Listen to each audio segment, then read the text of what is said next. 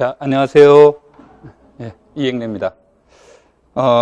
자, 오늘은 이제 우리가 2020년 대비 교사임용 시험은 어떻게 이제 준비할 것인가를 이제 간단하게 얘기를 하도록 할 거고요. 지금 그 자료를 보시면 이 자료하고 여기하고 중복되는 내용들이 이제 상당 부분이 있는데, PPT 자료로 이렇게 여러분한테 자료를 나눠드리게 되면 조금 더 불편할 것 같아서 이 자료로 이제 나가 있고요. 그 다음에 이제 뒤쪽에 보시면 2019년도 기출문제하고 이제 해설이 이렇게 같이 들어가 있습니다. 같이 들어가 있으니까 나중에 이제 같이 참고하면서 보도록 하시고요. 그 다음에 오늘은, 우리가 어떻게 하면 이제 2020년을 준비할 것인가가 수업의 목적이지, 기출문제를 해설하는 게 수업의 목적은 아닙니다. 그래서 기출문제 중심의 수업은 진행하지 않을 거니까 참고를 하시면 되겠습니다. 자, 우리가 이제 프린트물로 보시면 이 페이지에 교사임용 시험이란 하고 이제 나와 있게 되는데, 이거는 이제 약간의 변화가 있게 되는데, 우리가 그 총 수업 시간은 3교시로 나타나는데, 시간은 이제 조금 다릅니다만 3교시로 나타나게 되는데, 1교시에 이제 교육학을 보고, 그 다음에 2교시와 3교시는 이제 전공을 이제 시험 보게 됩니다. 그래서 그런 것들을 간단하게 참고로 보시면 됩니다. 그 다음에 이제 경쟁률이나 이런 데서는 이제 크게 먼저 의식하시지 말고요. 자, 그래서 이제 내용을 이제 조금 더 구체적으로 들어가서 보도록 할까요?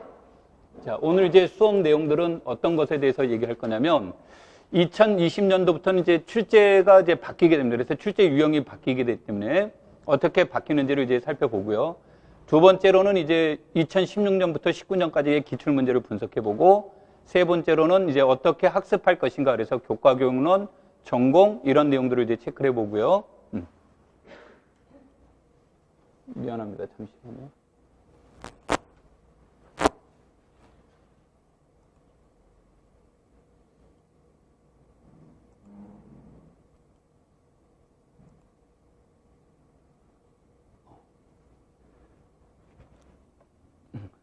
얘네들이 내 마음 같지 않아가지고 이걸로 하는 게 더 나을 것 같아요. 자, 그래서 보시면, 그래서 세 번째로는 이제 우리가 2020년 대비 전공 학습 방법은 이제 어떻게 할 것이냐. 그래서 교과교육론과 전공 부분에 대해서 조금 더 알아보도록 하고요. 그 다음에 네 번째로는 이제 우리가 영역별 수험 준비는 어떻게 할 것인가. 그래서 3번과 4번이 아마 같이 이제 동시적으로 이루어지고, 맨 마지막 시간에는 강의 안내 및 수험 도서를 이제 소개하는 형식으로 수업이 진행될 겁니다. 자, 먼저 우리가 이제 시험 과목을 보시면 2020년도부터 이제 적용되는 게 19년도와 20년도 이제 가장 큰 차이점은 논수령이 이제 사라졌다라는 거고, 그 다음에 기입형과 서술형의 문항들이 약간의 이제 차이가 있습니다. 좀 더 구체적으로 보면 어떻게 이제 달라질 거냐면,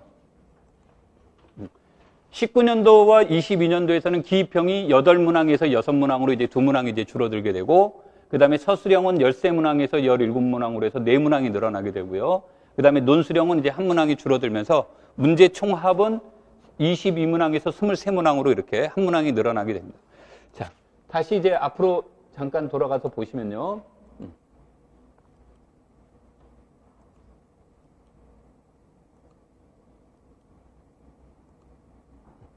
좀 더 이제 구체적인 내용들을 보시면, 기입형이 이전까지는 2교시에 8문항을 다 보게 됐는데, 이제 변경된 안에서 보시면 2교시에 4문항, 3교시에 2문항, 그래서 이제 6문항이 이렇게 이제 분할이 된다는 거고, 그 다음에 서술형이 논수령이 있었던 문제가 없어지면서 서술형이 6문항, 7문항의 문제가 8문항, 9문항으로 이렇게 이제 늘어났다. 이제 이런 것들이 이제 차이점이 있습니다.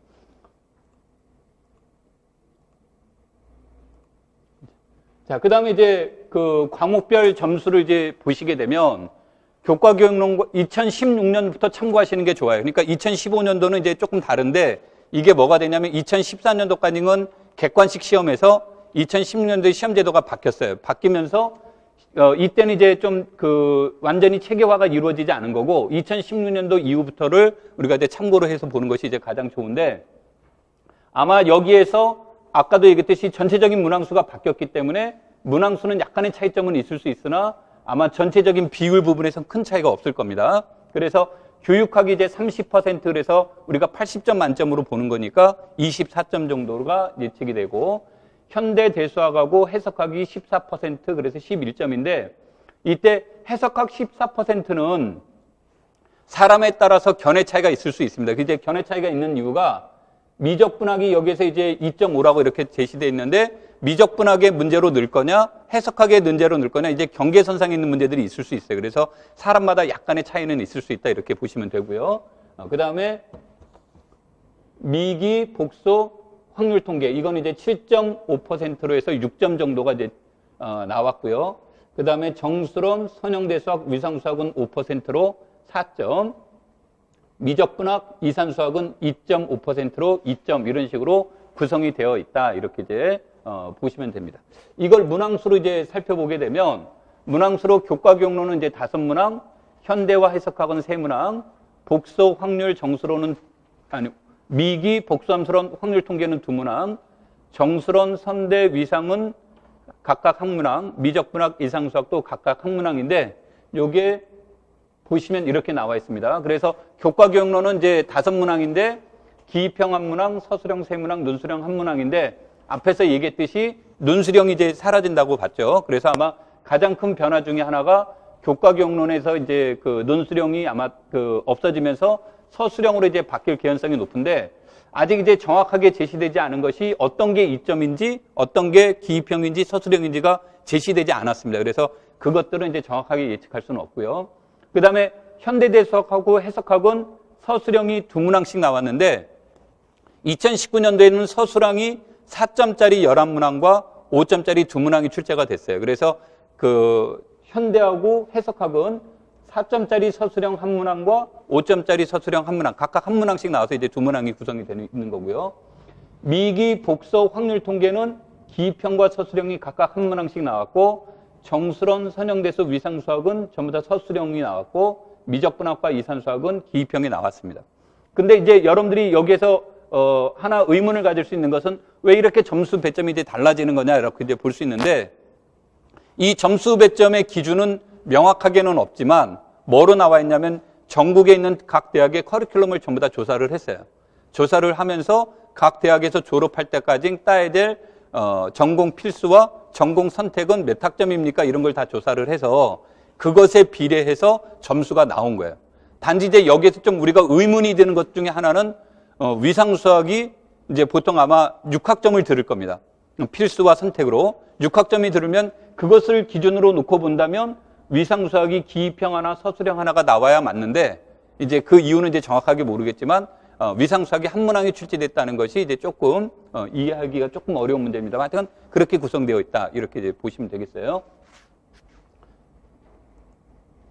자, 문항수의 그래프는 뭐 여러분 자료에 나가 있는데 대략 이런 식으로 되어 있다라고 이제 보시면 되겠고 문항의 형식은 기입형과 서술형 이렇게 이제 논술형으로 나왔었는데 기입형은 앞에서 말한 것처럼 8문항, 서술형은 4점짜리가 11문항, 그 다음에 5점짜리가 2문항, 논술형이 1문항 이런 식으로 이제 나와 있고요. 아마 지금 변경되는 안에서 보면 이게 지금 어떻게 이제 이루어질지는 정확하게 모르겠는데 산술적으로만 보면 서술형은 전부 다 4점짜리로 나와 있는 게 맞습니다. 근데 이게 이제 우리가 교사임용 시험이 무엇과 연계시켜서 이제 두는 거냐면 점수 그 배점의 형식이 수능과 연계시켜를 해서 봐요. 그러면 이제 우리가 수능도 2점짜리도 있고 3점짜리도 있고 4점짜리도 있듯이 여기에서도 이제 그 서술형이 4점으로 통일할 것인지 아니면 3점에서 5점으로 이렇게 변경될 것인지는 이제 상황을 조금 더 봐봐야 됩니다. 자, 그래서 형식에 대한 내용에 따라서 이제 간단하게 변화를 보면 기입형 문제를 이제 보시면 되는데 기입형이 2016, 2017, 2018, 19년도 변화가 됐는데 2018, 2019는 똑같아요. 근데 이제 앞에서 얘기했듯이 변화가 되기 때문에 이게 이제 6과목이 어떤 내용인지는 이것에 대한 변화는 있을 수 있으니까 여기서 말하는 교과교육론, 이산수학, 현대, 해석, 미적분학, 복수함수론, 미분기학, 확률과 통계가 어떻게 변화될지는 이제 추이를 지켜봐야 되는 거니까 여기에 크게 의미를 부여하실 필요는 없고요. 여기서는 이제 가장 큰 차이는 뭐냐면 기입형의 문제가 2점짜리니까 단순할 거다. 간단할 거라고 생각하시면 안 된다는 거예요. 그래서 이제 기입형에 대한 내용들은 개념을 파악하는 문제가 상대적으로 좀 줄어들고 있고 어떤 게 늘어나고 있냐면 알고리즘에 의해서 문제를 해결하는 문제가 다수 출제가 됐는데 2019는 뭐 조금 확대하면 전부 다 알고리즘에 의해서 문제가 출제가 됐다. 이렇게 이제 보시면 되겠고, 그 다음에 그 서술형 답안지가 4줄이죠. 그 4줄 안에 답안지를 실질적으로 기입형은 쓸 수가 없는 경우가 더 많습니다. 자, 그래서 이제 이게 작년에 나왔던 기입형 문제 중에 하나입니다. 그래서 이게 이제 이산수학의 문제인데, 프로젝트 지원한 5명의 위원 A, B, C, D가 있다. 자, 이 중에서 5명의 위원의 작업을 할 수 있는 요일을 각각 동그라미로 표시한 것이다. 이 프로젝트를 수행하기 위해서 5명 중 4명을 선발하여 다른 요일에 배치하는 경우의 수를 구하시오. 단 선발된 위원은 일주일 중 하루만 작업을 한다. 이렇게 이제 얘기가 된 거죠. 그래서 이 문제를 이제 풀기 위해서는 우리가 경우의 수의 문제인데, 이 경우의 수의 문제를 풀기 위해서는 이제 대체적으로 이와 같은 그 수용도를 이용하면 이제 나중에 쉽게 해결이 됩니다. 그러니까 수용도를 이제 이용하라는 말은 뭐냐면, 우리가 나중에 경우의 수의 문제가 아마 여러분들이 경험해 봤듯이 자기가 모든 경우를 체크를 하게 되면 어떤 문제가 발생이 되냐면 중복되는 경우도 있고, 그 다음에 어떤 경우는 이제 또 빼먹는 경우도 있어서 오답이 나올 경우가 상당히 많죠. 그래서 그런 것들을 어떻게 이제 효과적으로 풀 것이냐의 문제인데, 지금 내가 이것을 예시로 든 이유가, 이것은 절대 4줄 안에 답안지를 작성할 수가 없는 문제입니다. 그래서 여러분들이 공부하실 때 기입형은 쉽다, 기입형은 답이 간단할 것이다 라는 생각을 하면 안 된다는 얘기예요. 그 다음에 출제의 기본 원칙은 우연에 의한 답이 나오면 안 되도록 문제가 출제가 됩니다. 그러니까 우연에 의해서 답이 나오면 안 되는 경우라는 것은 참 거짓을 판별하시오. 뭐 이런 유형의 문제들은 나오지 않는다는 거죠. 수렴하는지 발산하는지를 알아보시오. 이런 문제는 나오지 않습니다. 그 이유는 뭐냐면 그 말 그대로 이제 우리가 전문용어로 찍는다고 하죠. 찍었더니 이제 답을 맞췄는데 누군가는 열심히 계산을 했는데 나중에 잘못 써서 틀린 사람이 있으면 형평성에도 문제가 있고요. 그 다음에 이제 우리가 그 눈이 좋아가지고 자기도 안 보려고 했는데 옆 사람께 보여서 자기도 모르게 이제 답을 또 쓰는 경우도 있고, 그런 것들을 전부 다 무엇하기 위한 거냐면 피하기 위함에 있습니다. 그래서 여러분들이 이제 기입형을 공부하실 때 절대 오해하면 안 되는 건 간단하게 답이 나올 거다라는 생각을 가지면 안 된다, 그런 얘기예요. 이와 같이 요 해설은 다 프린트물에 있으니까. 자, 그 다음에 서술형에 대해서 이제 얘기를 하는데, 아까도 얘기했듯이 서술형은 네모낭이 늘어났고 절대적입니다. 그래서 이제 서술형 공부를 여러분들이 충실히 하셔야 되는데, 자, 여기에서도 이제 마찬가지로 아까 얘기했듯이 요 자료들은 내년부터 바뀌는 거니까 크게 의미를 부여할 필요는 없고요. 여기서 이제 보는 것들 중에 하나는 개념을 파악하고 정리를 해석해서 문제를 해결하는 능력을 요구하는 문제가 많이 출제가 됩니다. 그래서 어떤 경우를 보면 오히려 풀이 과정이 기입형보다 서술형이 더 간단한 경우가 상당히 많습니다. 그리고 앞에서도 얘기했지만 서술형은 답안지 공간이 제한되어 있어요. 그래서 그 제한된 공간 안에 모든 답안지를 작성을 해야 되기 때문에 거기에 맞는 문제가 출제가 되는데, 문제는 뭐냐면 공부하는 분들이 그 안에 집어넣는 스킬의 문제예요. 그러니까 자기가 알고 있는 내용들을 요약해야 되는데 꼭 써야 될 것과 빼야 될 것, 그걸 뭐라고 하죠? 빠빠? 낄 때 끼고 빼질 때 빠져야 된다고. 이제 그런 형태들이 여러분들이 그 답안지에 잘 작성이 돼야 됩니다. 그래서 그런 것들은 여러분들이 이거 훈련을 하시면서 핵심적인 내용이 무엇인지를 꼭 파악하는 것이 중요하고요. 그 다음에 여기에서 보시면 위상수학, 현대대수학, 복수함수론, 미분기학. 이건 이제 많은 사람들이 사랑하는 과목 중에 하나죠.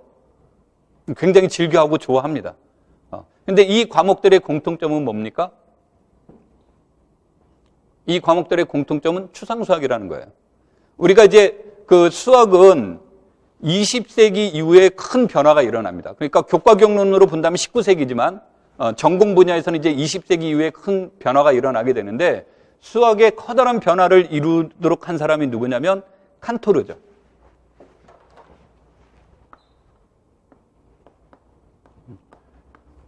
이건 이제 독일식 발음은 칸토르, 콩그리시는 칸토르고, 아메리칸 스타일은 칸토라고 있는데 나는 아메리칸 스타일을 싫어합니다. 생긴 게 토종으로 생겼죠.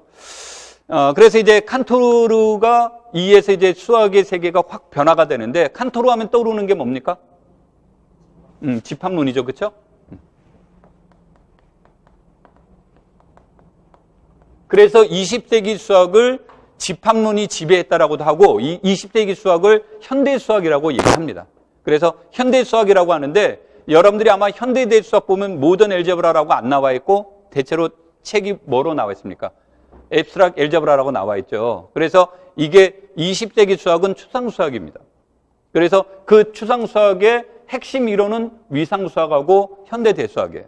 그래서 이제 많은 분들이 사랑하는 과목이 된 거죠. 오케이? 사랑했다는 말에 별로 어려워하는 과목들 중에 이제 하나가 된 겁니다. 그래서 이런 과목들을 이제 공부할 때 여러분들이 이제 전략을 짜는 게 굉장히 중요하죠. 자, 그다음에 이제 두 번째로는 개념 파악을 요구하는 문제들이 이제 나오게 되는데 이런 문제들은 굉장히 쉬울 수도 있고 굉장히 어려울 수도 있고 그렇습니다.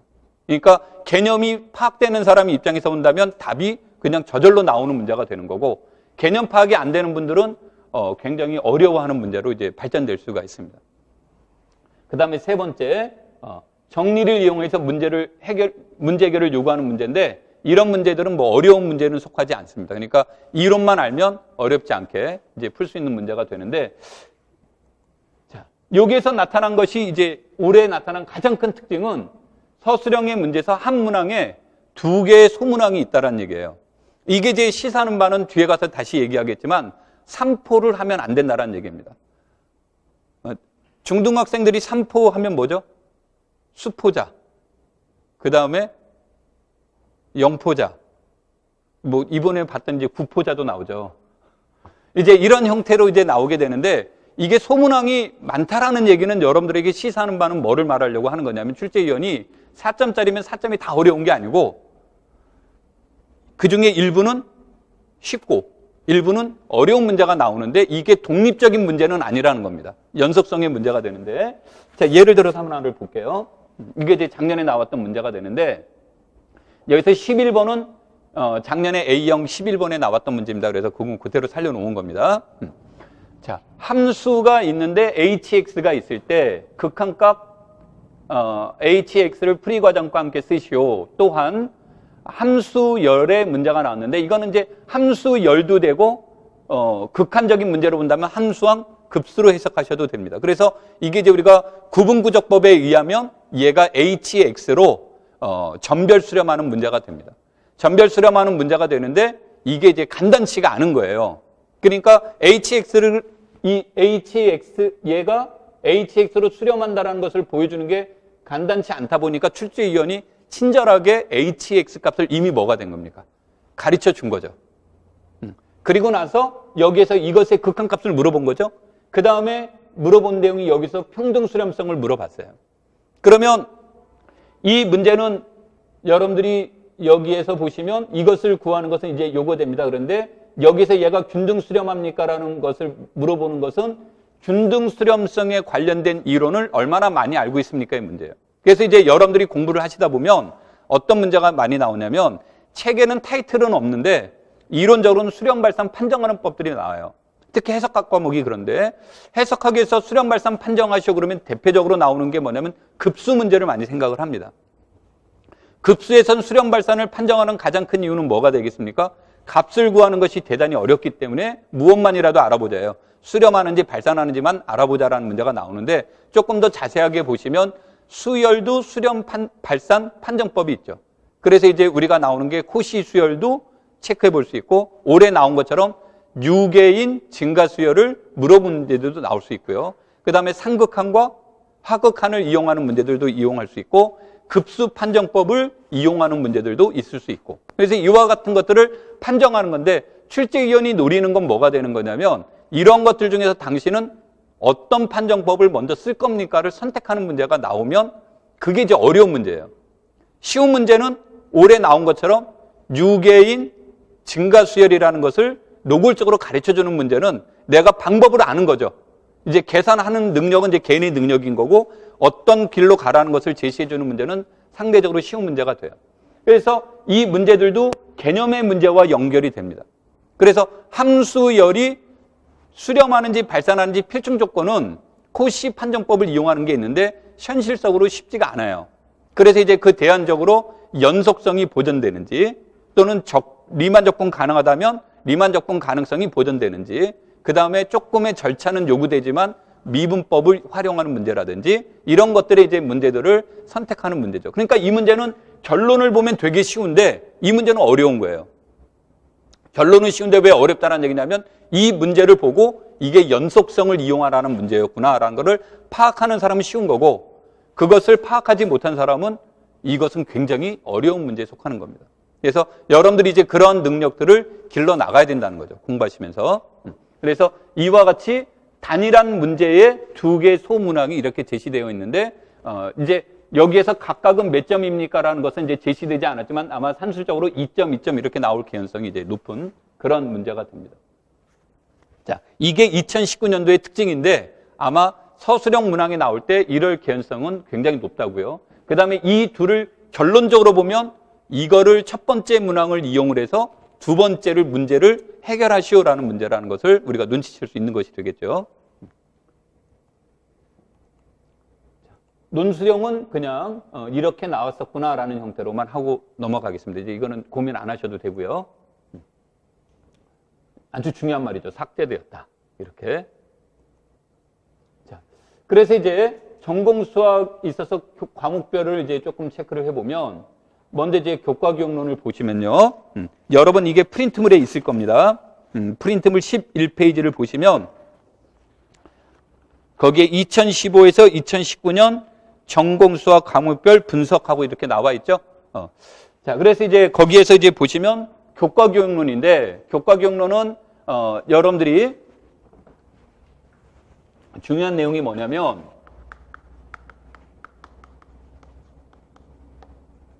우리가 원래 이제 공부를 하게 되면 교과교육론 전공 이렇게 따지는 게 아니라 교과교육론, 교과내용학 이렇게 이제 둘로 나눕니다. 그래서 우리가 내용학이라는 것은 통상적으로 이제 전공이라고 말을 쓰는 거고요. 그래서 이제 교과교육론을 보시게 되면 여러분들이 여기서 제일 중요한 건 뭐냐면 철학을 알아야 돼요. 그러니까 시험 문제가, 기출 문제가 뭐가 나왔대더라, 아 그게 중요한 거구나 이렇게 보시면 안 되고, 이 기출 문제의 변화 속에는 철학과 연관되어 있습니다. 그래서 어떤 철학이 되는 거냐면, 수학과는 지금 몇 차 교육과정이죠? 7차 교육과정이에요. 그러니까 과학관과는 8차 교육과정인데 수학과는 여전히 7차 교육과정입니다. 7차 교육과정인데 2007에도 개정이 됐고 2009도 개정이 됐고 2015도 개정이 됐지만 개정이 된 거예요. 기본 철학은 변하지 않았다는 겁니다. 그러면은 이게 교과기억론에서 보면 우리는 7차 교육과정이에요. 7차 교육과정인데 이건 이제 변경되기 전에 7차 교육과정은 학습자 중심의 교육과정이고요. 그 다음에 수학과는 단계형 수준별 교육과정입니다. 혹시 아마 여러분들 중에 단계형을, 내가 단계형일 때 학교 다녔나 안 다녔나는 가장 쉬운 방법은 뭐냐면 교과서가 7가, 7라, 8가, 8라 이때 중학교, 고등학교를 다녔으면 단계형 때 다닌 거예요. 그런데 이 단계형에 이제 우리 수학과하고 영어과만 단계형 수준별 교육과정을 운영을 했었는데, 단계형에 대한 내용들은 수학과가 단계형을 한 이유는 수학과의 가장 큰 특징은 무엇이에요? 위계성이었던 거예요. 위계성이 강해서 단계형 수준별 교육과정을 운영을 했는데, 단계형 수준별 교육과정을 운영하면서 여러 가지 이제 문제들이 발생이 된 거예요. 그래서 단계형 그 수준별 교육과정에서 무엇은 삭제가 되냐면 2007 개정 교육과정이 이루어지면서 단계형이 삭제가 됩니다. 그렇다고 해서 수학이 위계성이 약해졌느냐? 그렇지는 않죠. 여전히 위계성은 강한 거죠. 그렇지만 이제 여러 가지 문제에서 단계형이 삭제가 되면서 수준별 교육을 운영하게 됩니다. 그러니까 수준별 교육을 운영하게 되면 여기에 걸맞는 무엇이 나와야 되겠습니까? 교재가 만들어져야 되겠죠. 그래서 교재가 만들어졌는데 여러분들이 아마 그 교과서를 보시면 뒤에 보충 문제, 심화 문제 이런 식으로 나와 있죠. 이게 제 수준별 교육을 운영하고 있다는 증거물이에요.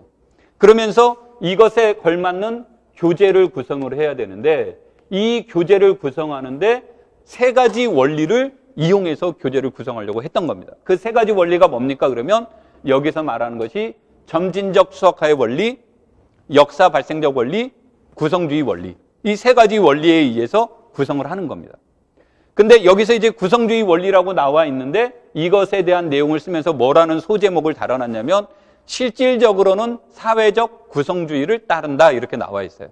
그러니까 구성주의가 사회적 구성주의는 아니지만 큰 그림에선 구성주의 원리라고 볼 수 있지만 소제목을 자세히 보면 운영상에 있어서는 사회적 구성주의를 이제 따르고자 한다라는 뜻이 됩니다.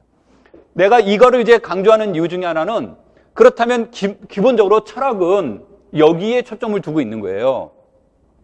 그런데 여기에서 점진적 수학화의 원리와 역사 발생적 원리 하면 떠오르는 대표적인 사람이 누굽니까?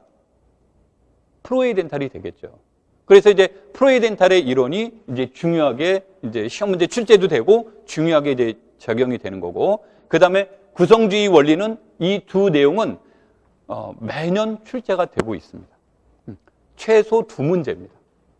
한 문제도 아니고, 아까 우리 교과기억론이 5문항이 나왔다고 그랬잖아요. 5문항 중에 2문항 정도가 최소 나왔다면 어마어마한 겁니다. 그것도 논수령에서 많이 나왔어요. 그러니까 여러분들이 그런 것들을 참고를 해서 보시면 됩니다. 그래서 이제 이 내용은 아까 이제 여러분 표에 이제 다 같이 나타나게 되는데, 이게 이제 자료를 만들보다 보니까 2019년도가 들어갈 공간이 없어서 2019년도는 맨 마지막으로 이렇게 따로 빼놨습니다. 여기에서 이제 빨간색의 밑줄 친 부분들을 보시면 역사 발생적 원리라든지 프로이덴탈의 이론이라든지 이런 뭐 수학화, 프로이덴탈의 국서적 수학화, 역사 발생적 원리, 프로이덴탈의 교수학습 이론, 이런 것들이 4년 연속 나왔죠. 물론 2019년도에는 프로이덴탈의 이론은 안 나왔는데 프로이덴탈의 대표적인 제자가 누굽니까? 바닐레죠. 올해는 바닐레 이론이 나왔습니다. 그 다음에 우리가 그 역사 발생적 원리를 하면 역사 발생적 원리는 크게 둘로 나눕니다.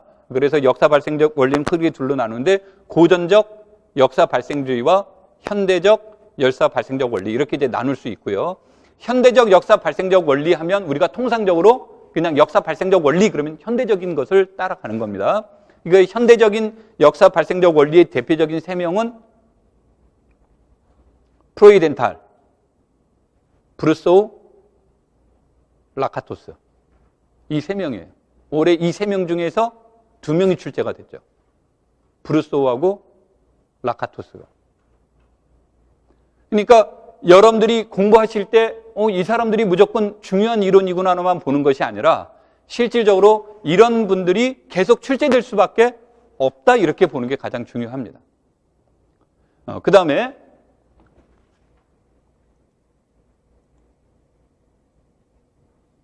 그래서 이제 2018년도 거와 2019년도 거로 이제 보시면 그래서 2019년도에서는 2015 개정교육과정에 대한 문제가 나오는데 이제 그 하나 참고해야 될 건 개정교육과정에 대한 내용이에요. 개정교육과정은 언제가 제일 시험 문제가 비중이 높냐면 2018년도가 비중이 제일 높았어요. 개정교육과정이.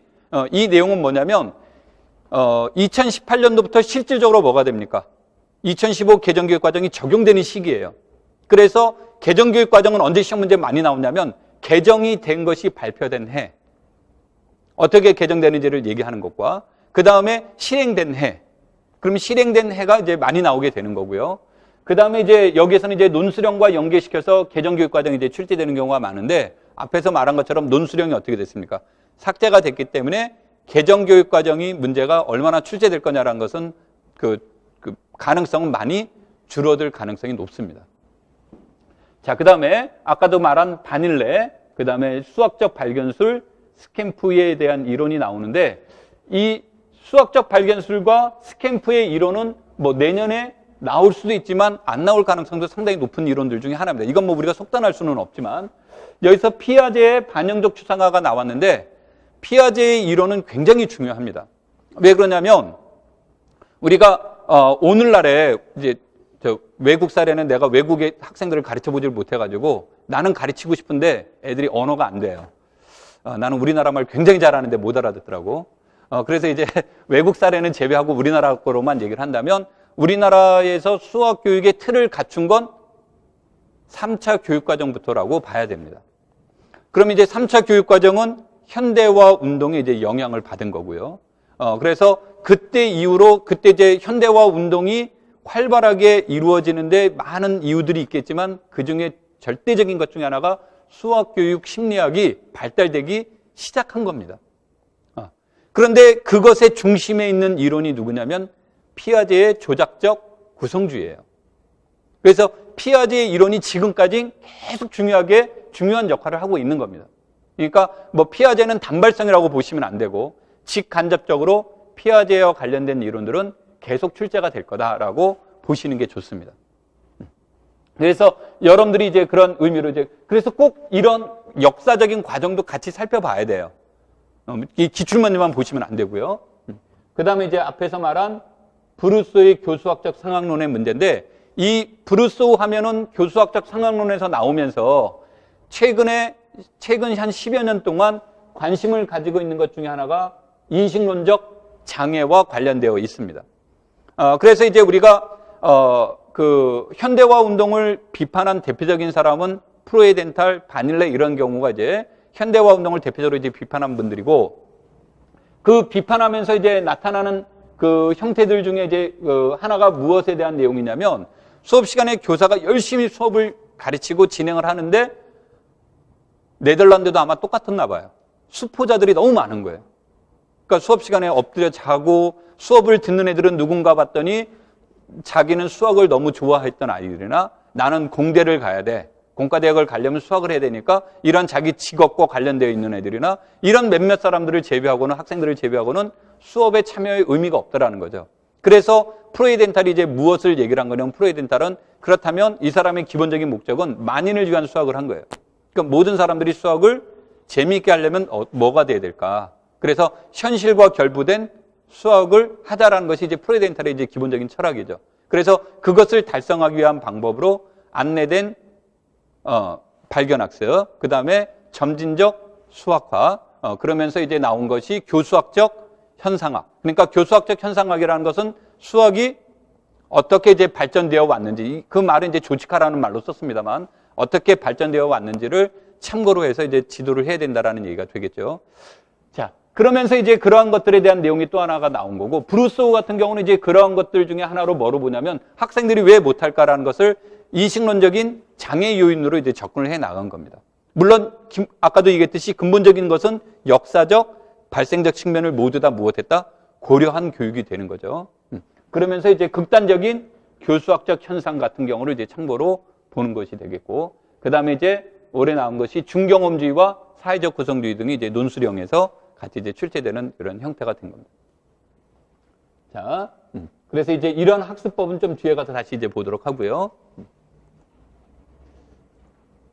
자, 그 다음에 이제 전공 부분에서 이제 보시면 전공에서는 대수학이라고 이제 얘기를 내가 칭해서 현대대수학, 선형대수학, 정수론, 이산수학이라고 이렇게 네 과목을 칭했는데 이 네 과목을 이제 칭한 대표적인 이유 중에 하나가 출제위원이 동일합니다. 그러니까 한 분이 이 네 개 과목을 출제를 보통 합니다. 그래서 이제 여기에서 대한 내용이 나오게 되는데 여기에서도 우리가 군환체 이렇게 나와서 세문항이니까 이제 골고루 이제 출제가 된다라고 이렇게 이제 볼 수가 있습니다만 기입형이냐 서술형이냐라는 것에 너무 참고하시면 안 되고 군에서는 가장 중요한 게 군에서는 구조 문제예요. 군의 구조.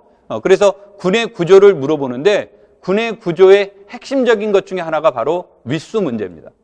그래서 2015, 2016, 2017, 2018, 그 다음에 올해도 윗수 문제와 관련된 내용이 출제가 됐습니다. 조금 이따가 예를 들어서 보도록 하고요.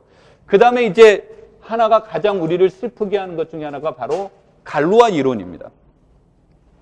이게 2009년도 이전에는 2008년도 이전에는 갈루아 이론이 출제되지 않았습니다. 왜 그러냐면 그때까지만 해도 갈루아 이론은 학부 과정에서 본다면 현대대수학 1, 2, 3, 1, 2, 3, 4 이렇게 대학마다 이제 다르고 선택의 문제가 돼서 그럼 1, 2, 1, 2, 3, 1, 2, 3, 4 같은 4는 버린 거예요. 그래서 출제가 1, 2에서 대체로 나오고 3는 선택 사항이었어요. 그래서 채가 나올 때만 하더라도 와, 채가 나오네 그런 거예요. 그런데 이제 내가 2009년도 이후에 무슨 문제가 밝혔냐면 시험 제도가 바뀌었어요. 주관식에서 객관식으로. 그러면서 2차 논술형이 나오는데 이때 2차 논술형은 100점 만점이에요. 100점 만점인데 교과 교육론이 대략 30점. 그러니까 30점. 그 다음에 현대대수학 해석하기 대략 20점.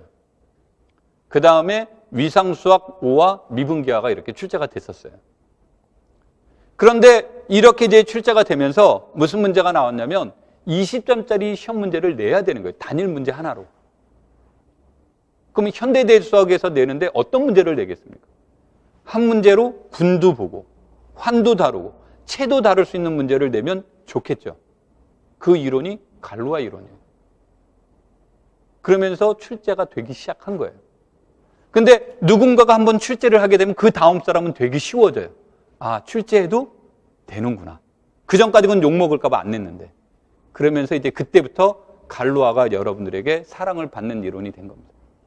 근데 갈루아 확대체는 채론 이론들 중에서 우리가 보통 학부에서 배우는 이론 중에서는 제일 어려운 이론에 속하지만 확대체의 입장에서 본다면 제일 쉬운 이론이에요. 그러니까 무슨 말이냐면 알고리즘화 되어 있는 게 갈루아 이론인 거예요. 그래서 여러분들이 이제 보시는 건 이제 매년 갈루아 이론은 출제되는구나 이렇게 상상하시는 것이 가장 좋습니다. 내가 갈루아 이론이라고 말한 것은 갈루아 확대체 문제를 효율적으로 이제 다루기 위해서 갈루아 군도 다루게 됩니다. 그래서 군과 채를 같은 것으로 봐야 돼요. 그 다음에 또 하나는 우리가 이제 여기에서 하는 것들 중에 이제 대표적으로 강조되는 게 기약, 가약 당식의 문제예요. 그래서 무엇이 되는 거냐면 우리는 근본적으로 사람들이 확장을 원해요. 공간 확장을 원하게 되는데 이때 공간 확장을 해 나가는 것들의 대표적인 것이 분수체의 문제였어요. 근데 분수체의 문제였는데 분수체의 한계는 분수체로 체를 만들면 더 이상 확장이 안 됩니다. 그래서 이제 우리가 정수에서 유리수로 분수체를 만들어 놨는데 분수를 이용해서는 유리수보다 더 큰 체를 만들 수가 없었던 거죠. 그래서 이제 무엇을 이용하냐면 단위원을 갖는 가완환을 극대 이데알로도 팩터시켜준 잉여환은 체가 된다는 논리로 무엇을 도입하게 됩니까? 다항식 환이 나오는 거죠. 그래서 다항식 환에서 극대 이데알을 만드는 방법은 뭐가 될까요? 거기에 핵심 이론이 기약다항식과 뭐가 된다? 가약다항식이 이제 문제가 되는 겁니다. 그래서 이런 것들에 대한 문제가 작년에도 나왔고 올해도 나왔습니다만 이것들은 이제 중요한 이제 이론이 되는 겁니다. 그래서 여러분들이 현대대 수학은 구조도 중요하지만 흐름도 중요합니다. 그래서 이런 것들이 되고 현대대 수학은 아까도 말했지만 추상대 수학이라고 한다고 그랬죠. 추상수학이라고 한다고 그랬죠. 그러면 이 현대대 수학의 모태가 되는 건 뭡니까?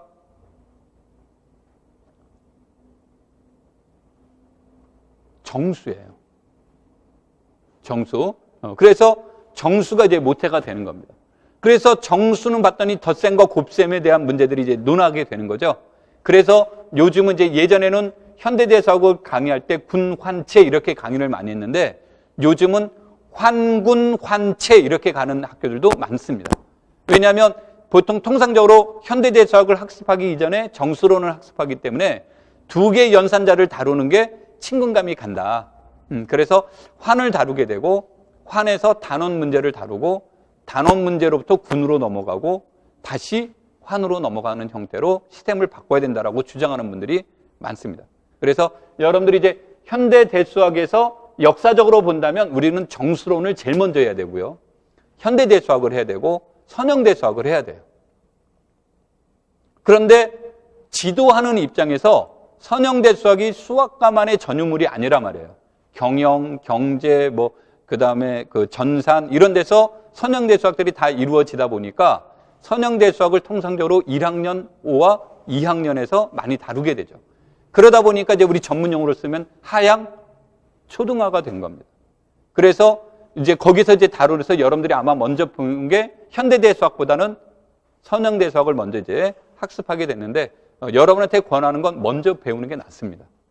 그래서 정수론 선형대수학이 학문적으로 본다면 뒤에 배워야 되지만 이제 우리가 습득하기 수월성 측면에서 본다면 정수론하고 선형대수학을 먼저 다루는 게 좋고요. 그 다음에 현대대수학을 다루는 게 좋은데 이산수학은 내가 대학교 커리큘럼을 봤더니 1학년 때 배우는 학교들이 굉장히 많더라고요. 근데 이산수학이 1학년 때 배우게 되면 학습량이 줄어들어 버려요. 그래서 이산수학을 현대대수학 이후로 배우면 알고리즘 문제를 다루는데 확장성이 넓어집니다. 그래서 이제 대학 커리큘럼 선호 본다면 이산수학을 먼저 배우지만 여러분한테는 선대 정수론, 현대 이산수학 이렇게 공부하는 것이 임용 준비에서는 훨씬 더 낫습니다.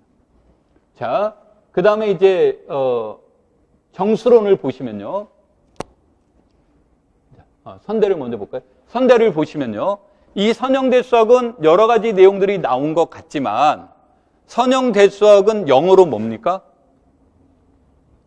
리니어 엘제브라죠. 그쵸? 리니어는 뭡니까? 1차죠. 근데 1차는 우리가 통상적으로 아핀이라고 얘기를 해요. 혹시 들어봤습니까?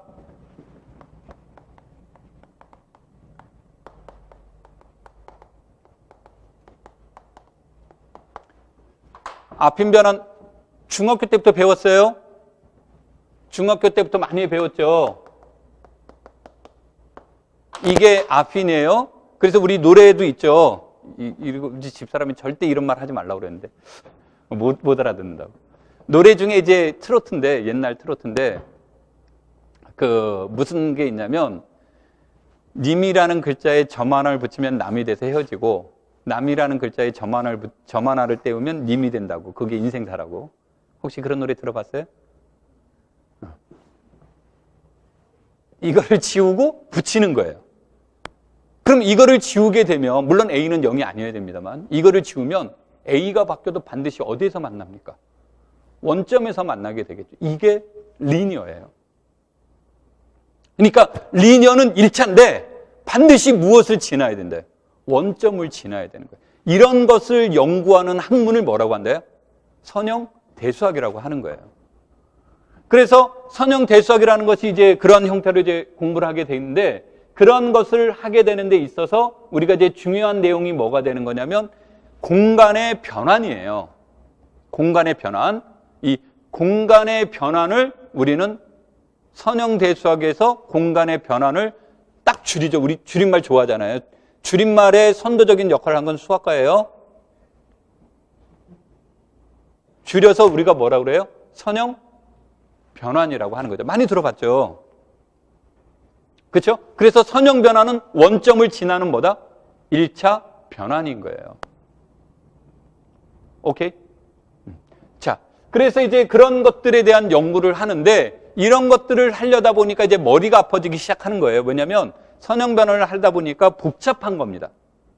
복잡하니까 무엇화시키려고 해요? 단순화시키고 계산량도 줄이고 그 다음에 역변환이 존재하는지 안 하는지를 알아보고도 싶어요.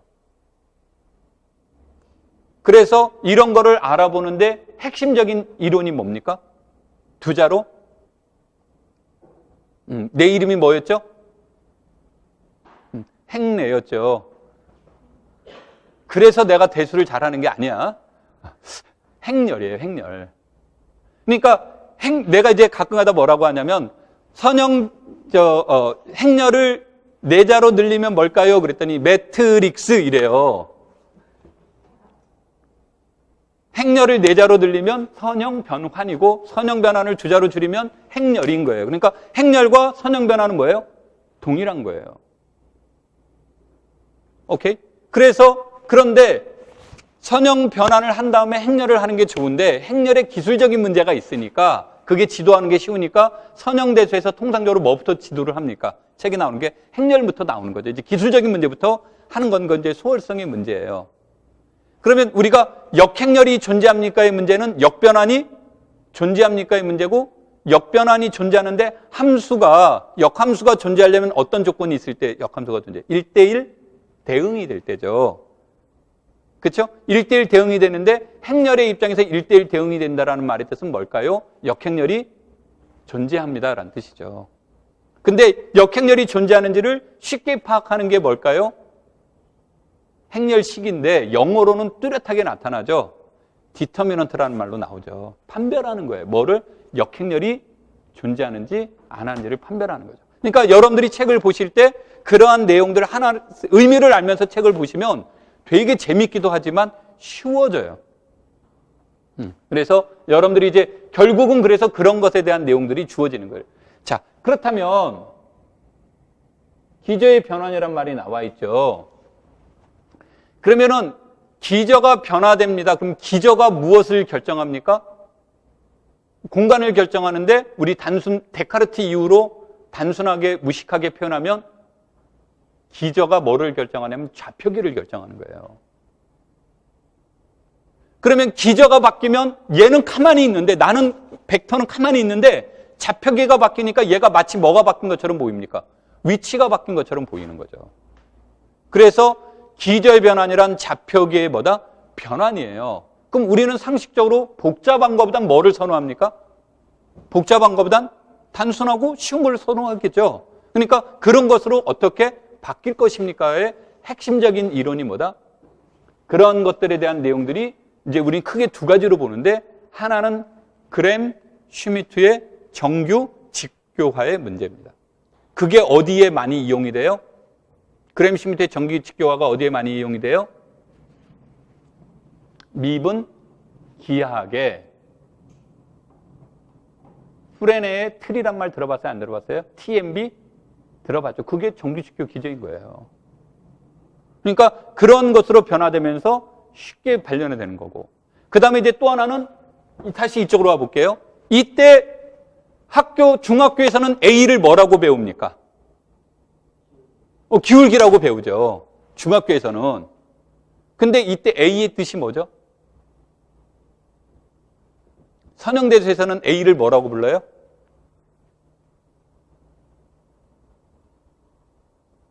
고유값이라고 부르는 거예요. 이 A가 A 고유값 그런 거예요. 직선의 고유한 뭐를 알아보는 거야? 성질을 나타내는 거예요. 오케이? 그러면 이 고유한 성질에 의해서 고유한 성질을 따라가는 것들도 있을 수 있고 고유한 성질을 따라가지 않는 것들도 있겠죠. 그럼 고유한 성질을 따라가는 것을 알아봅시다. 그게 뭐예요? 고유 벡터가 되는 거예요. 우리가 이게 독일어로 공부를 해서 어려운 거예요. 독일어로는 고유값이 이제 2개 국어를 쓰죠. 고유값을 독일어로는 아이겐 영어 밸류가 들어간 거예요. 아이겐 영어 아니에요. 아이겐이라는 독일어와 밸류라는 영어의 합성어예요. 고유값이 영어로 뭐예요? 그러면 아이겐 밸류인데 아이겐 밸류 아니에요. 영어로는 뭐라고 그래요? 내 발음이 원체 훌륭해서 내가 영어는 잘 안 써요. 한국어를 주로 사랑을 합니다. 그래서 영화도 한국어만 봅니다. 이번에 퀸 보면서 영어도 봐도 되는구나 하고 이제 다시 캐릭터리스틱이에요. 그럼 우리 직역하면 뭐가 됩니까? 성격이죠, 성격. 함수의 성격을 나타내는 거예요. 이게 바로 뭐다? 고유값이에요. 그래서 그거를 알아보자가 고유값, 고유벡터인데 나중에 보니까 처음 목적이 아니라 나중에 보니까 얘가 쓰임새가 너무너무 많은 거예요. 그래서 이제 이것이 우리가 뒤에 가서 대각화라는 문제와도 연결이 되고요. 이제 최근에는 시험에서 임용에서 빠져 있어서 안 나옵니다만 무엇이든 미분 방정식의 해를 구하는데도 활용이 되고 그래요. 그래서 여러분들이 핵심적인 내용은 그래서 고유값이 시험에 많이 나오는 겁니다. 고유값은 무엇을 선형 변환에 무엇을 알아보는 거다? 고유한 성질을 알아보는 거예요. 되겠죠? 자, 그래서 여러분들이 이제 보실 때 그래서 이런 것들을 이제 중심으로 이제 얘기가 되는 거고 이런 문제를 풀 때 무엇을 이용하면 효율적이다 그랬습니까? 행렬을 이용하면 효과적이다. 그래서 사람들이 무엇을 많이 이용하려고 해요? 행렬을 이용하게 되는데 최근에 교사임용 시험에서는 행렬을 이용하면 오히려 어렵게 내는 경우도 종종 있습니다. 그러니까 본질적인 의미를 알고 있습니까? 하고 물어보는 형태의 문제가 되겠죠. 그래서 여러분들이 이제 준비하시면서 그런 것들을 보는 거고요. 자, 정수론. 정수론은 그냥 극단적으로 얘기를 하면 이런 거예요. 큰 수 문제를 작은 수를 이용해서 무엇하자? 문제를 구하고자 하는 거예요. 여기에 나오는 이론이 합동 문제가 되는 거죠. 그래서 그러한 문제들이 주어져 있을 때 이런 것들의 이제 핵심적인 내용들이 뭡니까? 그러면 결국은 고체 합동식의 해라든지 부정방정식의 문제라든지 원시근의 문제라든지 이 세 가지가 핵심적인 내용이 되는데 여기에 중심에 있는 사람이 누구냐면 오일러예요.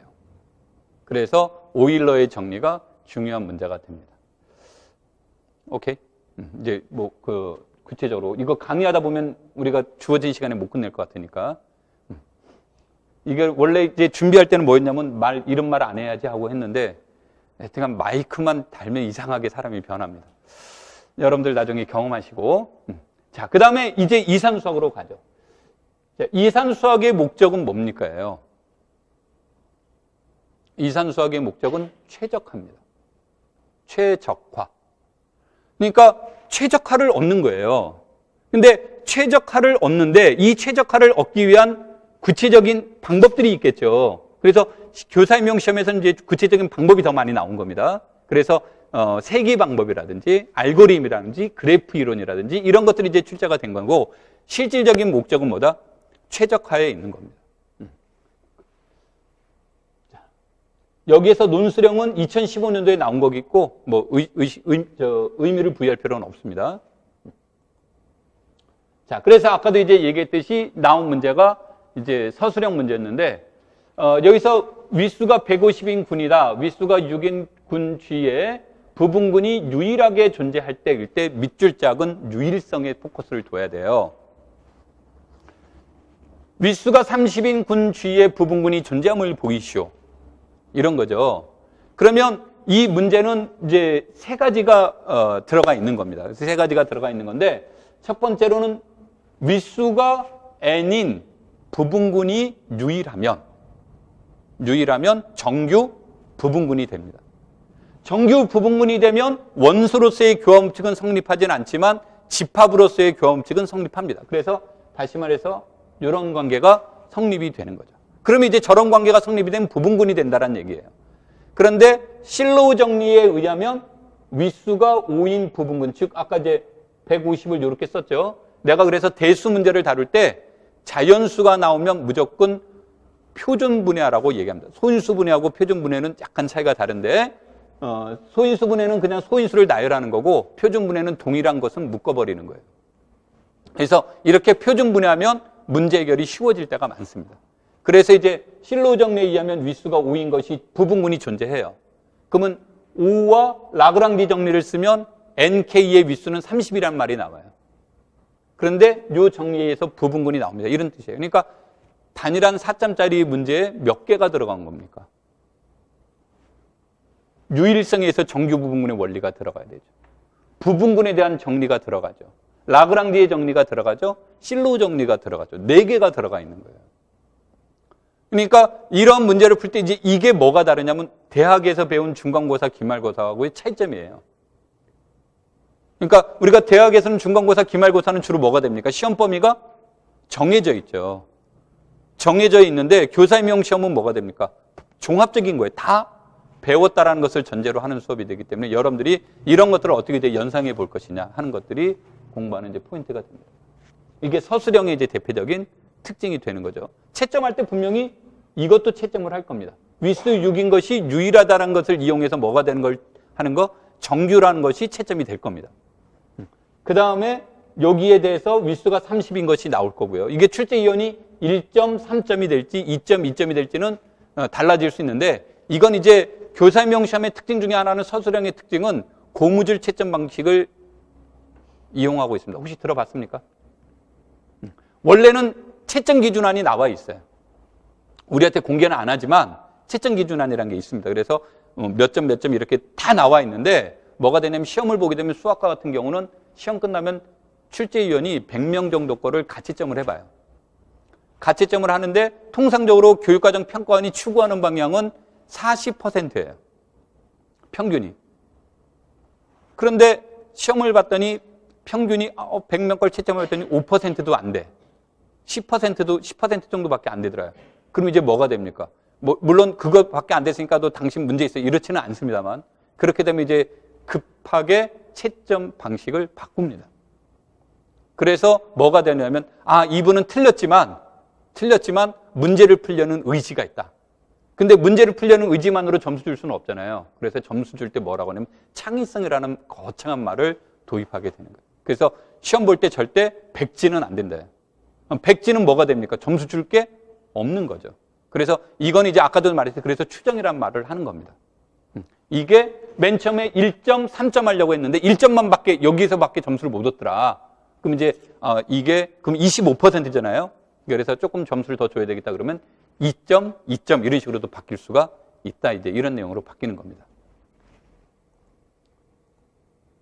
자, 해석학, 미적분학, 위상수학, 복수함수론인데 여기에서 통상적으로 이 위상수학은 여기에 집어넣어야 됩니까? 라는 것은 의문스럽지만 앞에서도 내가 얘기했듯이 출제위원이 이 네 개 과목은 한 분이 출제될 가능성이 매우 높습니다. 여기에서. 그래서 이제 하나로 묶은 거고요. 아마 이제 위상수학이라는 것은 뭐가 되냐면 이제 칸토르 이후에 위상수학은 추상화가 급속도로 이루어진 대표적인 과목이에요. 그러면서 위상수학이 해석학과 연계시키는 경향이 있고요. 위상수학을 대수와 연계시키는 경향이 있는데 나는 이제 위상수학을 대수와 연계시킨 책들을 많이 봐봤습니다. 그래서 가장 대표적으로 본 책이 브루바키가 쓴 엘제브릭 토폴로지라는 책을 이제 봤는데 그 책 읽을 때 굉장히 눈물을 많이 흘렸습니다. 감동해서가 아니라요. 못 읽어서. 그런데 이제 지도교수가 읽어보라고 책을 줬는데 얼마나 감동적입니까? 교수님이 책까지 줬는데. 근데 못 읽겠는 거예요. 그래서 지도교수한테 가서 제가 독일어를 못해서요. 이 책을 못 읽겠습니다. 그랬더니 막 웃으시더라고. 그래서 왜요? 그랬더니 이 책은 불어야 그러더라고요. 그래서 이제 완전 넘어졌죠, 이제. 그런데 이제 당시 지도교수 아드님이 이제 미국에 있으면서 영어로 쓴 번역책이 있을 거다. 알아봐라. 그래서 이제 그거를 가지고 공부를 했는데 위상수학은 그와 같이 이제 엘제브릭 토폴로지라는 것이 요즘은 시중 가면 많은 그런 책들이 많이 있습니다. 그래서 위상수학이 엘제브릭과도 연결되어 있고 위상수학이 해석학하고도 연결되어 있습니다. 그런데 교사명 시험에서는 그렇게 어려운 수준까지는 나오지는 않습니다.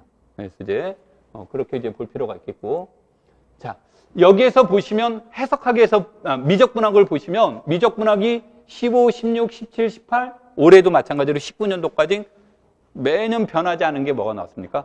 중적분인 거예요. 중적분이 나오게 됐는데 이 중적분은 문제의 유형이 크게 4가지가 있어요. 그래서 이 4가지의 유형이 매년 변화되면서 이제 출제가 되고 있습니다. 그래서 여러분들이 그런 데다가 초점을 둬야 되는데 내가 이렇게 말했더니 그 다음에 다른 문제가 나올 수도 있어요. 이건 근거가 없는 겁니다. 단지 중적분이 이제 출제가 많이 됐다는데 중적분의 이제 장점은 뭐냐면 큰 그림에서 보신다면 반복적분이잖아요. 그러니까 기본적으로 무엇에 관련된 내용들을 알아야 됩니까? 적분법에 관련된 내용들을 알고 있어야만 문제를 이제 해결해 볼 수 있겠죠. 그 다음에 해석학에서 보시면 해석학은 여러 가지 문제들이 나오지만 함수항 급수, 함수열, 함수항 급수, 올해 함수열 아까 이제 간단하게 있었죠. 그래서 함수항 급수와 함수열은 동일하게 해석하시면 됩니다. 그러니까 급수는 일종의 수열의 문제예요. 그래서 함수열, 함수항 급수는 이제 같이 접근하면 되는데 수열과 급수의 가장 큰 차이는 이름도 다르지만 가장 큰 차이는 수열은 극한값 수렴한다면 극한값을 구하는 게 어떻게든 구해볼 수 있다는데 급수는 못 구하는 경우가 훨씬 더 많대요. 그래서 해법이 좀 다르다라는 거죠. 그렇지만 원리는 동일한 원리를 따르고 있습니다. 그래서 이런 문제들이 나오는데 이게 왜 함수항 급수를 선호하느냐, 함수열, 함수항 급수를 선호하는 이유는 아까도 얘기했지만 이것의 균등성과 연결되기 위해서는 연속성도 체크해 볼 수 있고요. 적분, 가능성도 체크해 볼 수 있고요. 그 다음에 보전성은 없지만 이상적분 문제도 체크해 볼 수 있고요. 그 다음에 약간 차이는 있지만 도함수 문제도 체크해 볼 수가 있어요. 그래서 이 함수열의 문제는 출제위원이 볼 때는 굉장히 좋은 거죠. 하나 가지고 여러 개를 체크해 볼 수 있는 문제가 됩니다. 그래서 여러분들이 함수학 문제는 하나로만 보시면 안 된다라고 이렇게 보는 게 좋고요. 그 다음에 이제 미분 가능성, 적분 가능성, 연속성 이런 거는 매년 바뀝니다. 그러니까 올해 내년에 또 나올 수도 있고 이렇게 되는 거고요. 위상수학은 뒤에 가서 얘기를 하겠지만 위상수학은 첫째도 둘째도 셋째도 위상이에요. 그러니까 위상수학에서 제일 중요한 건 오픈셋을 어떻게 이해하느냐예요. 그리고 나머지 문제는 기출문제는 변한 게 없어요. 질문만 바뀌었지 내용의 변화는 없습니다. 그러니까 내용의 변화가 있다면 뭐가 나오냐면 토폴로지가 바뀌는 거예요. 그런데 교사임용 시험에서 제일 많이 나온 토폴로지는 뭡니까? 그러면 작년에 나왔던 유한 위상이에요. 그래서 내가 다른 과목은 모르는데 위상수학만큼은 기출문제를 철저하게 봐라요. 위상 기출문제보다 더 좋은 토폴로지는 없습니다. 어느 책도 그거보다 더 잘 나와 있는 데가 없어요. 그래서 위상수학만큼은 기출문제를 반드시 참고하라. 이런 뜻이 됩니다. 자, 이거는 이제 작년에 나왔던 복수함수론의 문제인데 이게 이제 선적분의 문제가 나왔습니다. 그래서 이런 문제가 나왔었구나 그런 문제로 이해하시면 됩니다. 그냥. 자, 미분기하와 이것에 대한 내용인데 이 기하학은 무엇을 연구하는 학문입니까? 라고 물어봤을 때 클라인이라는 분이 클라인이라는 사람도 여러분 꼭 기억하셔야 되는 대표적인 사람이에요.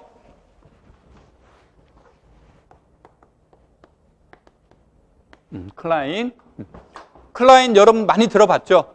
그래서 어디에서 많이 들어봤습니까? 혹시 여러분 기억나는데 클라인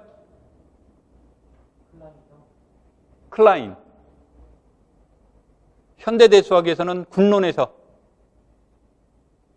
원소가 4개의 군데 그 클라인의 원소군이 있죠. 그렇죠? 그 다음에 교과경론에서 하면 클라인 하면 함수 교육을 학교 교육에 도입한 거죠. 그러면서 또 클라인 하면 뭐가 되냐면 클라인의 모형이라는 게 있는데 무엇에서 나옵니까? 비유크리티기아에 관련된 내용에서. 그 다음에 근대화 운동을 주장했던 대표적인 사람이 또 누구예요? 클라인이죠. 그렇죠? 우리나라에는 클라인은 없지만 클롬은 있죠. 그냥 웃자고 한 얘기인데 누군지를 모르기 때문에 웃을 수가 없죠. 자, 다시 클라인이라는 사람이 기하란 무엇인가라는 얘기를 하면서 기하란 불변의 성질을 연구하는 학문이다. 그럼 대수기하란 뭡니까? 그럼 대수라는 영역 안에서 불변인 게 뭡니까? 의 문제예요. 그러면 대수는 무엇을 공부하는 겁니까? 이제 우리 어머님이 수학을 너무 사랑하기 때문에 우리 어머님이 이제 그 다른 나라에 우리 아들은 그냥 그 이학 박사도 보통 이학 박사가 아니야. 그래서 왜 그때 얘는 대수학이야 그러더라고. 난 처음에 무슨 말이야? 그러니까 내 전공이 이제 대수학이니까 이게 대신한다의 대자인데 클 대로 생각을 한 거예요 이제. 그래서 수학자도 보통 수학자가 아니라 대수학자라고. 그래서 그냥 그렇게 알고 계세요라고 얘기를 하는데 대수는 이제 내가 미팅 할 때 뭐라고 얘기를 하냐면 요즘은 대학생들은 미팅 안 하나요? 우리는 이제 그 대학 가는 이유가 2가지가 있었는데 하나는 머리 기르는 거. 그래서 대학교 1학년인지 아닌지를 알아보는 방법 중에 하나는 남자애들은 장발이고 파마한 애들은 대학교 1학년이에요. 그 다음에 그 여학생들은 뭐로 봤냐면 정장 입고 화장을 했는데 잘 못하면 대학교 1학년. 요즘은 화장은 뭐 중학교 때 초등학생도 하나 잘하죠. 근데 예전에는 안 그랬어요. 그래서 정장 입고 다니면 대학교 1학년인 거예요. 이제 그러던 시절이 있었고, 그래서 머리를 이제 마음대로 하는 것이 첫 번째 목적이고, 두 번째는 이제 미팅하려고. 대학 가는 이유가 아닌가? 자, 그러면서 이제 미팅학이라는 게 이제 아주 활발하게 이제 이루어지는데, 여기 미팅학 강의를 하면 나중에 내가 아주 좀 치안으로 몰릴 수 있기 때문에 그 얘기는 안 하고. 미팅을 하게 됐을 때 수학과 학생들이 되게 지루하잖아요. 이제 뭐라고 얘기하냐면, 전공이 뭐예요? 그러면 수학이에요. 그러면 꼭 제일 듣기 싫은 말이 있죠. 수학하게 생겼어요. 그럼 수학하게 생겼어요라고 말하면 그 안에는, 뭐가 됩니까? 성격이 조금 한 성격 하겠구나. 따지기 좋아하겠구나. 이렇게 이제 생각하는 거예요. 똑똑한, 겉으로는 그러죠. 아, 진짜 수학하는 사람 똑똑해요. 뭐 막 말을 하지만 속마음은 그게 아닌 거죠. 내가 제일 듣기 싫었던 말이지. 수학하게 생겼다는 얘기인데. 그래서 이제 그때 나갈 때마다 수학에서 이제 그 핵심적인 이론은 뭐예요? 뿌리는 기하에서 출발이 됐는데, 이 기하라는 이 그림들을 보다 효율적이고 쉽게 설명하는 게 뭐일까요? 그랬을 때 그런 것을 주로 연구한 게 대수학이다. 그래서 이제 이거를 얘기를 할 때 자기가 본 거, 느낀 거, 생각하는 거 모든 것을 수와 문자로 표현해 보는 것을 연구하는 게 대수학이다. 그 다음에 해석학이란 무엇입니까? 그럼 해석학이란 영어로는 뭐예요? 어널리시스고, 어널리시스를 수학과만 해석학이라고 하고 나머지 과학은 전부 다 분석학이라고 부르는 거죠. 그러니까 우리는 함수나 그래프나 이런 것을 무엇해 보는 거? 분석해서 곡선이 어떻게 휘어졌는지, 길이는 얼마나 되는지, 면적은 무엇이 되는지 이런 것들을 무엇하는 거? 분석하는 것이 해석학이다. 이렇게 이제 얘기를 하면서 마음에 들면 더 재운 얘기로 가고 마음에 안 들 것 같으면 어려운 얘기로 끌고 갑니다. 그래서 이제 요즘은 안 하니까 이제 재미가 없죠. 아까 클라인 얘기하다가 거기까지 갔죠? 클라인이 뭐라고 그랬습니까? 기하를 뭐라고 한다? 불변의 성질을 연구하는 거예요. 그러니까 대수에서 말한 대수란 우리가 이제 보통 말하는 게 집합과 이항연상 관계가 있는 걸 대수라고 해요. 그러니까 이런 것에 의해서 변하지 않는 성질이 뭘까요? 이거를 주로 연구하는 게 현대대수학이에요. 동형정리. 위상이 변하지 않는 게 무엇일까? 이걸 주로 연구하는 게 위상수학이고 위상적 동형사상이죠. 그랬더니 뭐가 됩니까? 열린 집합도 변하지 않아요. 닫힌 집합도 변하지 않아요. 그 다음에 연결성도 변하지 않아요. 여러분들이 공부한 것 중에서 6개만 제외하고 다 변하지 않아요. 이런 게 바로 이런 것을 연구하는 게 위상기하예요. 그러면서 이제 미분기하학은 무엇일까요? 이런 거예요. 그런 측면에서 본다면. 그래서 이제 그런 것들을 보는 게 바로 곡률에 대한 문제를 연구하는 게 뭐다? 미분기하학이에요. 오케이? 근데 평면상에서 곡률을 알아보는 것은 곡률 하나로 끝나지만 이게 공간으로 넘어가니까 곡률의 문제가 이제 다양한 관점으로 가요. 곡선의 곡률을 알아보려고 그랬더니 평면에서 얼마만큼 벗어났나요? 이런 걸 알아보는 것을 우리가 뭐라고 합니까? 열률 또는 비꼬임이라고 하는 거죠. 그 다음에 곡면이 주어졌을 때 곡면 안에서 우리가 곡면에서 가우스 곡률이라는 말이 나오게 되는데 가우스 곡률하고 우리가 일상생활에서 접할 수 있는 이론이 뭐가 있죠? 곡률의 원뜻은 곡선의 휘어짐인데 이거를 다른 말로 바꾸면 호의 변화에 따른 각의 변화율을 조사하는 거예요. 그럼 곡면상에서는 곡면이 변함에 따라 중심각의 변화율을 알아보는 게 가우스 곡률이고 이것은 이제 우리가 요즘은 이렇게 안 팝니다만 예전에 재래시장 같은 데 가보면 수박 살 때 이래요. 수박이 이게 맛있어요. 그러면 모르니까 수박을 이렇게 잘라줘요. 그래서 쫙 칼로 뽑아냅니다. 이게 발전돼서 아이스크림으로 수박 맛 바라는 것이 발전이 된 거죠. 그래서 이렇게 쭉 보면 이게 뭐가 됩니까? 요것에 따른 각의 그 안에 각의 변화율이죠. 요거가 우리가 말하는 무엇의 문제다? 가우스 곡률의 문제가 이제 해당이 되는 겁니다. 그런 것들을 이제 알아보는 것이 주로 미분 기하학의 문제가 돼요. 그러면서 이제 그로부터 파생되는 여러 가지 이론들이 있겠죠. 그런 것들이 같이 나오는 거고 확률과 통계는 뭐 생략하도록 하겠습니다. 자, 그 다음에 이제 2019년 문제는 이제 여러분들이 쭉 나오면 되겠지만 앞에서 말했던 이러한 내용들이 출제가 됐었고요. 여기서는 아까도 얘기했지만 위상수학은 여유한 위상, 정수로는 오일러의 정리, 선형대수학은 정사형의 문제지만 선형변환의 문제 이런 것들이 이제 대표적으로 출제가 됐습니다. 자, 한 문항의 질문이 단일 문제인 경우보다는 2개의 소질문인 경우가 많다. 그래서 이제 3포 문제를 포기하면 안 된다. 어떤 과목도 포기하면 안 된다. 그래서 뭐가 되냐면 이제 가면서 공부가 되는 경우 이제 어떤 문제가 있냐면 나는 현대대수학이 너무 어려워요. 현대대수학 포기하면 되죠. 그러면 80점 만점에 11점 포기하니까 몇 점에 69점이죠? 69점 맞으면 합격합니다. 그것도 우수한, 아주 우수한 성적으로 합격합니다. 문제는 나머지를 맞추느냐의 문제죠. 그렇죠? 그 다음에 어떤 영역도 포기하면 안 된다. 현대대수학에서 갈로아 확도체, 갈로아만 나오면 진짜 갈아버리고 싶어 뭐 이런 얘기들이 딱 나왔다요. 그런데 그 문제에서 갈로아 확대체 이론이 나오면 5점짜리였다 그래. 5점이 다 어려운 게 아니에요. 그 안에는 풀만한 문제도 있고 못 푸는 문제도 있는 거예요. 그런데 포기한 사람은 못 푸는 거고, 내가 할 수 있는 선까지는 공부를 할 때까지 해보겠다는 사람은 최소한 2점 이상을 맞는 건데, 교사임용 시험에서 2점 맞추려면 공부 굉장히 많이 해야 돼요. 그래서 어떤 영역도 포기하면 안 된다고. 그 다음에 이제 어떤 상황도 포기하면 안 된다라는 말은 뭐냐면, 재학생들이 이제 많이 나타나는데, 재학생들이 포기하고 싶을 때가 2번이 와요. 2번이 오는데, 언제가 오냐면, 교생 실습 이전과 이후인데, 교생 실습 이전까지는 열심히 해요. 근데 이제 교생 실습 갔다 와서 이제 뭐 졸업고사도 보고 뭐도 하고 이렇게 이제 하고, 또 요즘은 학생들하고 이메일 잘 안 한다는데, 뭐 우리 때는, 내가 다닐 때는 학생들이 막 찾아와요.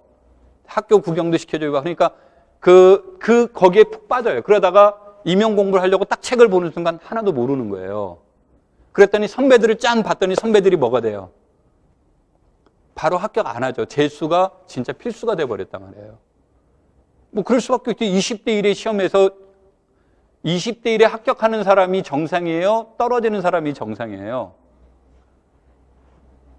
우리는 비정상인이 되어야 돼요. 공부할 때. 그래서.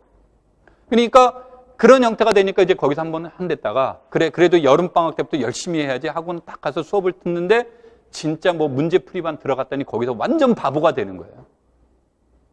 그러니까 또 포기하고 싶은 마음이 생겨요. 그래서 어떤 경우가 나오더라도 포기하면 안 돼요. 그 다음에 이제 2번째는 뭐냐면, 문제를 다루다 보면 보통 한 문제가 딱 나왔을 때 해답지 보는 공부를 하는 사람들이 되게 많아요. 해답지 보는 공부는 공부가 아니에요. 자기를 망치는 지름길이에요. 그래서 불친절한 것이 좋아요. 근데 내 책은 전부 다 친절해요. 왜 디스를 하냐면, 이게 출판사에서 그러면 책 안 팔려요. 그러니까. 그럼 책 안 내줘요. 그러니까 책은 내야 되니까. 알았어요 하고 해답지를 만드는데, 권하는 건 해답지 없는 게, 있어도 안 보는 게 훨씬 더 좋습니다.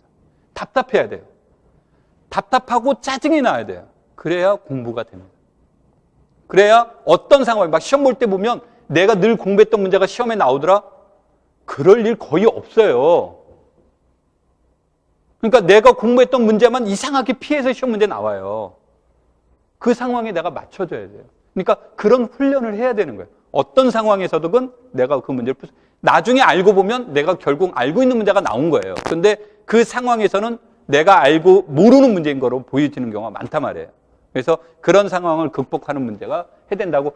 그래서 다행히 소문제가 나오는 거, 이게 2개 소질문이 나왔다라는 게 굉장히 반갑고, 아마 이것 때문에 점수는 올라가게 될 겁니다. 자, 그 다음에 이제 기출문제. 기출문제는 굉장히 나도 이제 강조하는 문제들 중에 하나입니다. 기출문제 굉장히 좋습니다. 굉장히 좋은데, 문제는 기출문제 때문에 망하는 경우가 상당히 많습니다. 그래서 기출문제는 이제 어떻게 봐야 될 것인가, 어떻게 공부해야 될 것인가, 어느 시점에 봐야 될 것인가, 이런 것들이 돼요. 그런데 기출문제를 빨리 보라고 말하고 싶지는 않아요. 그리고 보는 것까지는 괜찮아요. 빨리 풀어보라고 말하고 싶지는 않습니다. 그러니까 기출문제를 많이 보다 보면 뭐가 되냐면 공부하는 폭이 좁아져요.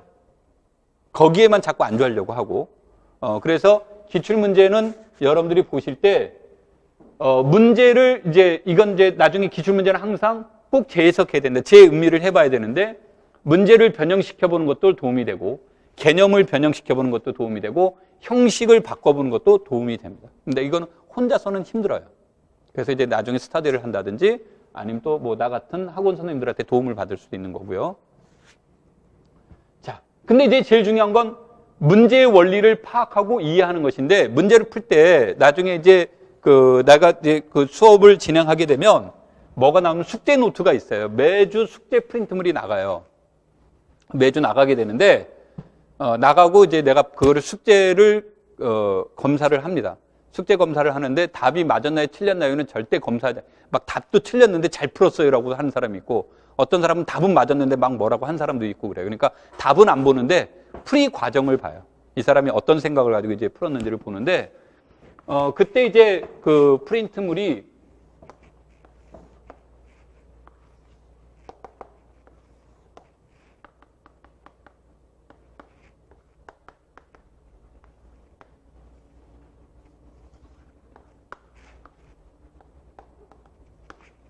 이렇게 나가요. 그러니까 문제는 안 씁니다.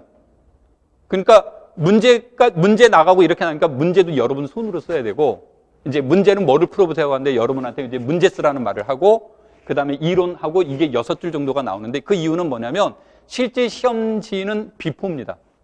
근데 이제 내가 나가는 자료는 A4예요.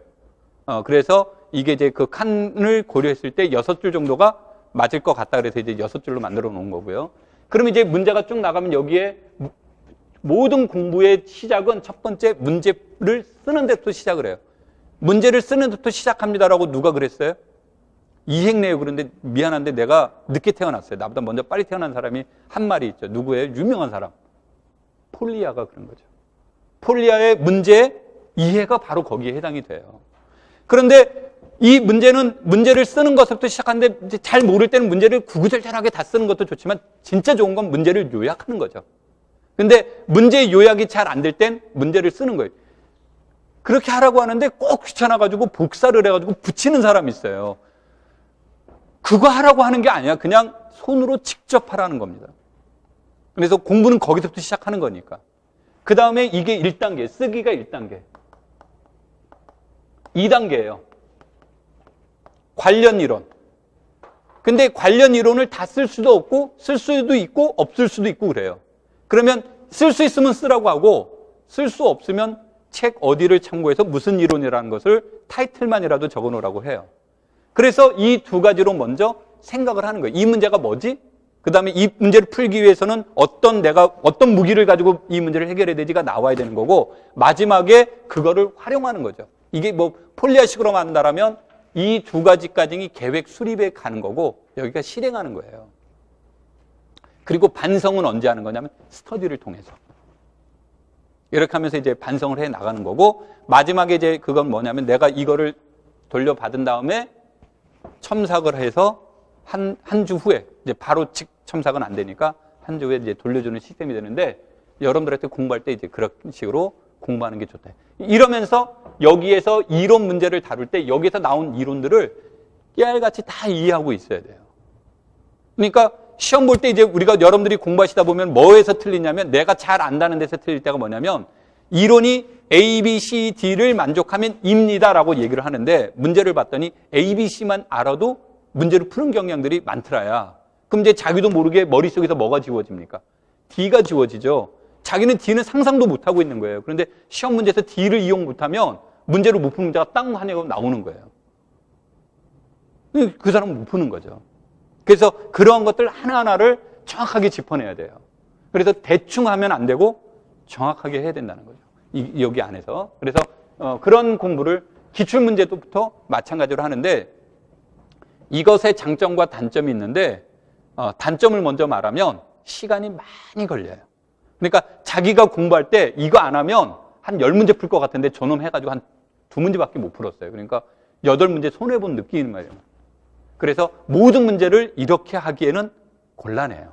이게 단점이에요. 장점은 뭐냐면 이렇게 하다 보면 자기도 모르게 암산이 돼요. 문제를 딱 보는 순간 어떻게 해서 어떻게 해야 되지가 머릿속에 쫙 정리가 돼서 그냥 손은 기계적으로 쓰는 과정이 거쳐지게 돼요. 우리 보통 보면 되잖아요. 중학생 거, 내가 고등학생 거는 했더니 어렵더라고. 바로 안 되더라고. 중학교 거는. 중학교 거는 딱 보면 대충 뭐가 돼요. 이렇게 풀면 답 나오겠는데 그럼 대충 답이 나오죠. 이게 나오는 이유는 뭘까요? 나는 중학교 때 잘 안 나왔었는데 지금 되니까 나왔더라고요. 뭐 나이 먹으면 머리가 좋아집니까? 많이 다루어 보고 그런 훈련이 자기도 모르게 되어 있는 거죠. 그러니까 그런 훈련이 되면 그렇게 나오는 거예요.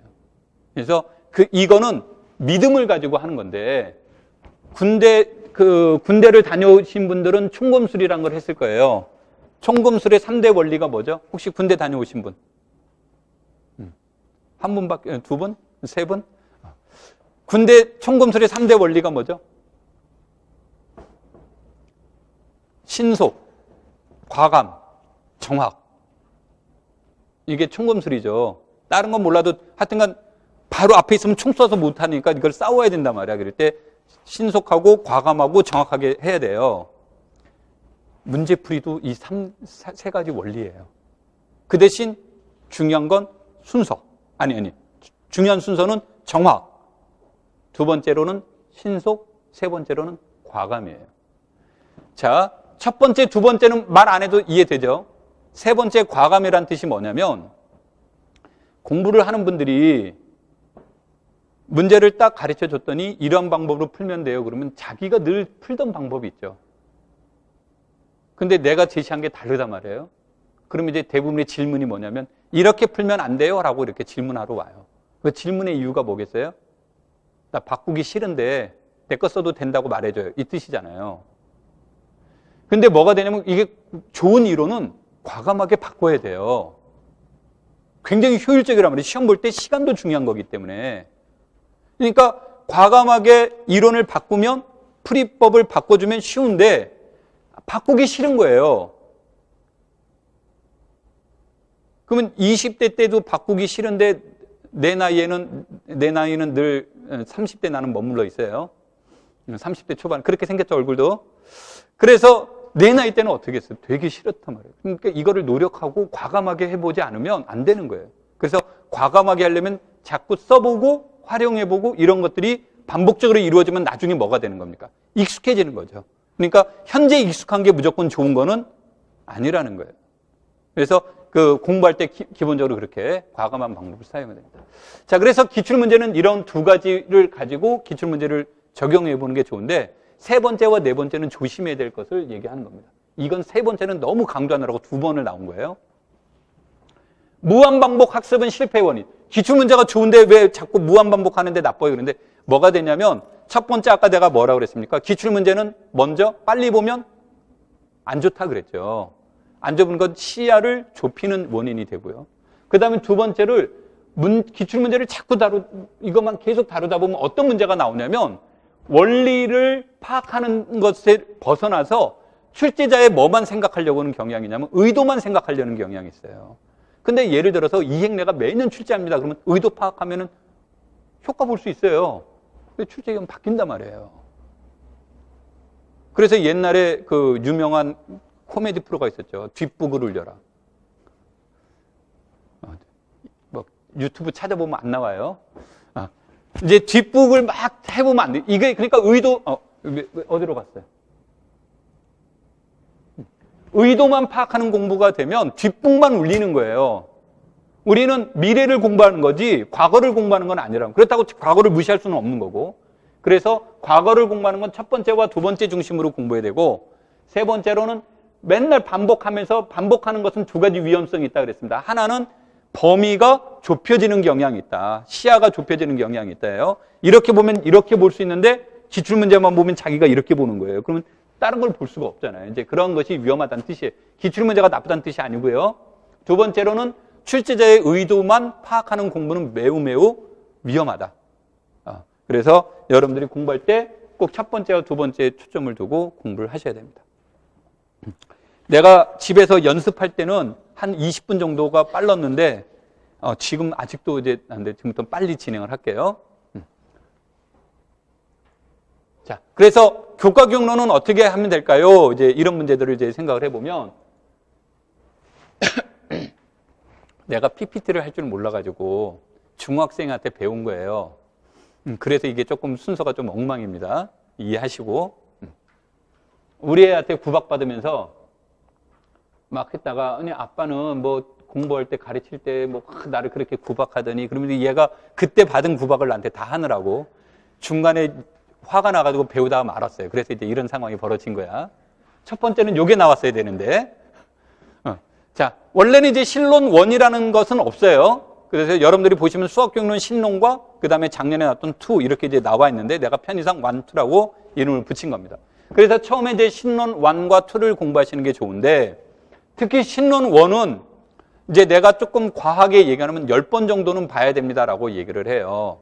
그래서 신론 1을 한 2번 보면 2번 봤다고 치면 어디 가서 신론 좀 공부했나요? 그러면 뭐라고 해야 되냐면 이제 목차까지 읽었어요. 이렇게 얘기해야 되지.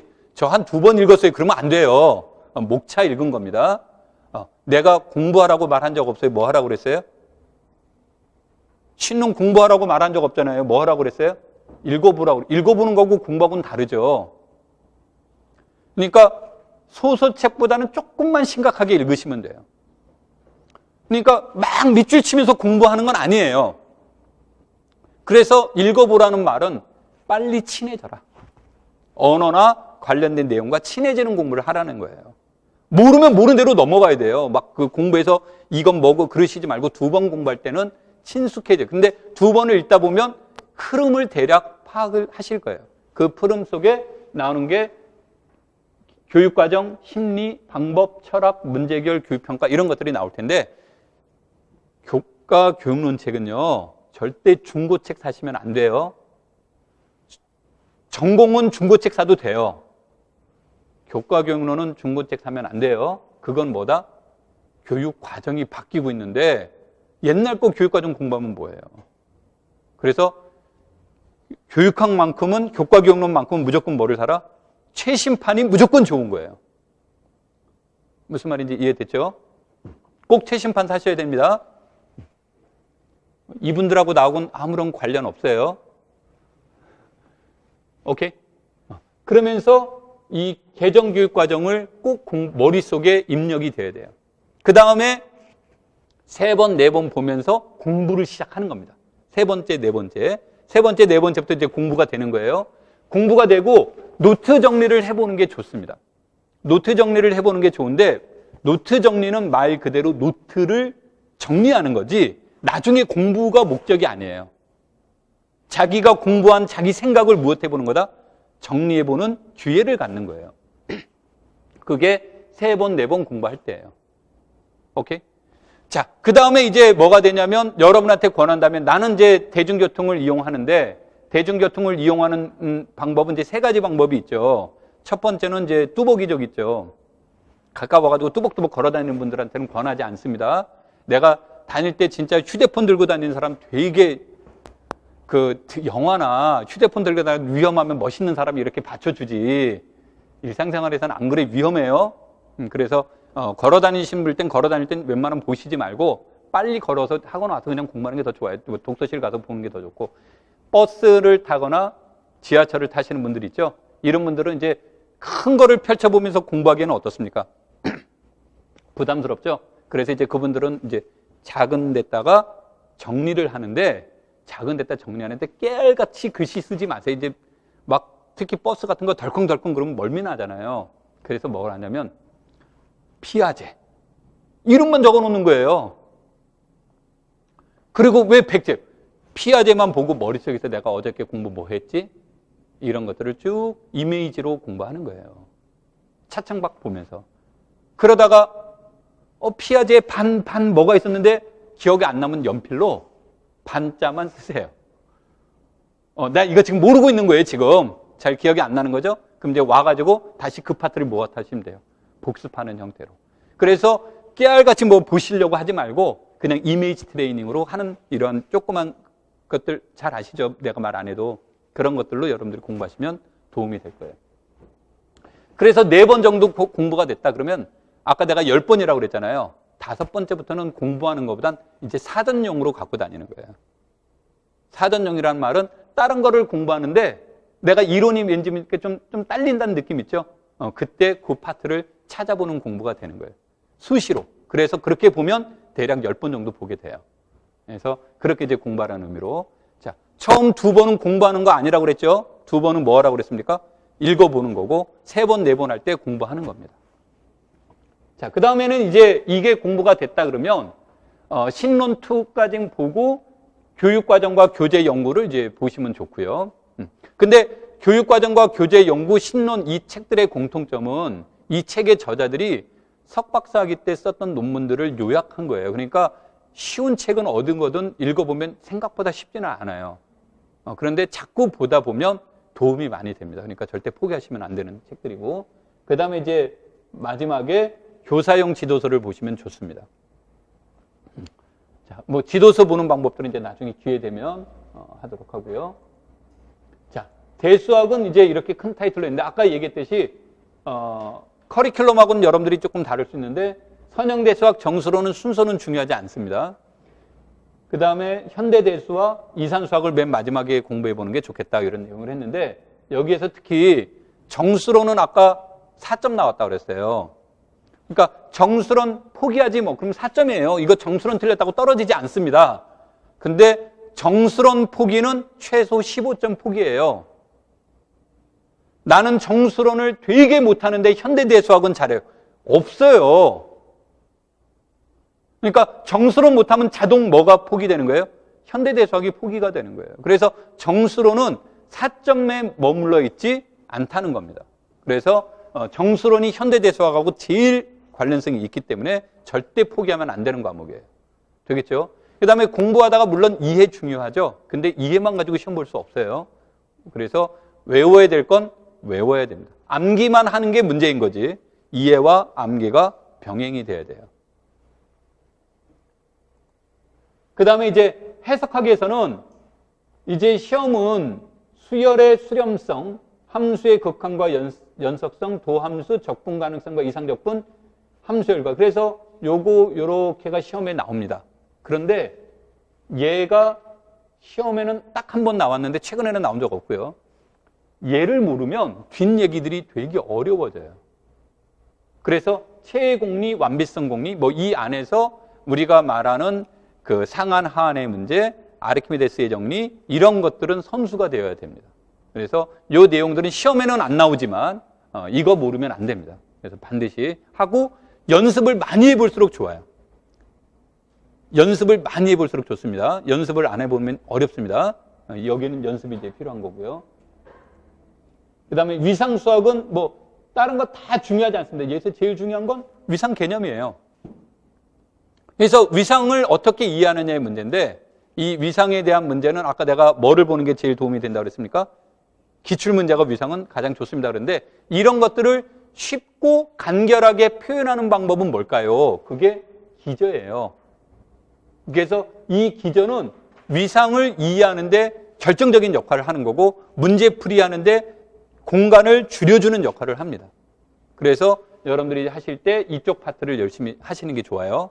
그러니까 많이 활용하는 게 좋고, 여기에서 연속성, 분리공간, 연결공간은 실제는 시험은 여기에서 많이 나와요. 시험은 여기에서 많이 나오게 되는데, 아까도 얘기했듯이 위상 개념에서 열린 집합의 의미예요. 열린 집합의 의미와 표현의 문제, 기저, 부분 기저, 국소 기저가 표현의 문제예요. 이 두 가지가 약하면 할 수가 없어요. 그러니까 뭐 이게 이 두 가지 개념이 위상에 거짓말 좀 붙으면 80%라고 보시면 돼요. 그러니까 절대적인 겁니다. 그래서 여러분들이 그거는 아까 내가 그래서 자꾸 기출문제 보시라고 한 겁니다. 오케이? 그리고 이제 여러분들이 하다가 급하고 그러면 요즘은 휴대폰 다 있죠. 개인별로 휴대용 카메라는 들고 다니죠. 그러니까 수업하다가 저가면 찍으셔도 돼요. 단 내 얼굴은 초상권이 있기 때문에 내 얼굴만 안 나오면 됩니다. 또 그랬더니 얼굴만 안 나오면 되니까 요 아래만 나오는 거 그러시지 말고. 무슨 말인지 이해됐죠? 그래서 그런 형태로 보시면 되겠고. 자, 그래서 이제 여러분들이 보시면 이 전체적인 수업은 뭐 내용 정리반, 뭐 그래서 기출 및 해석, 개념 및 원리, 이래서 이제 이 5, 6월이 내가 작년까지는 기출문제 분석반이라고 그래서 기출문제를 중심으로 했는데, 올해부터는 기출문제를 다루기는 하는데, 그러니까 주인공은 기출문제인 거예요.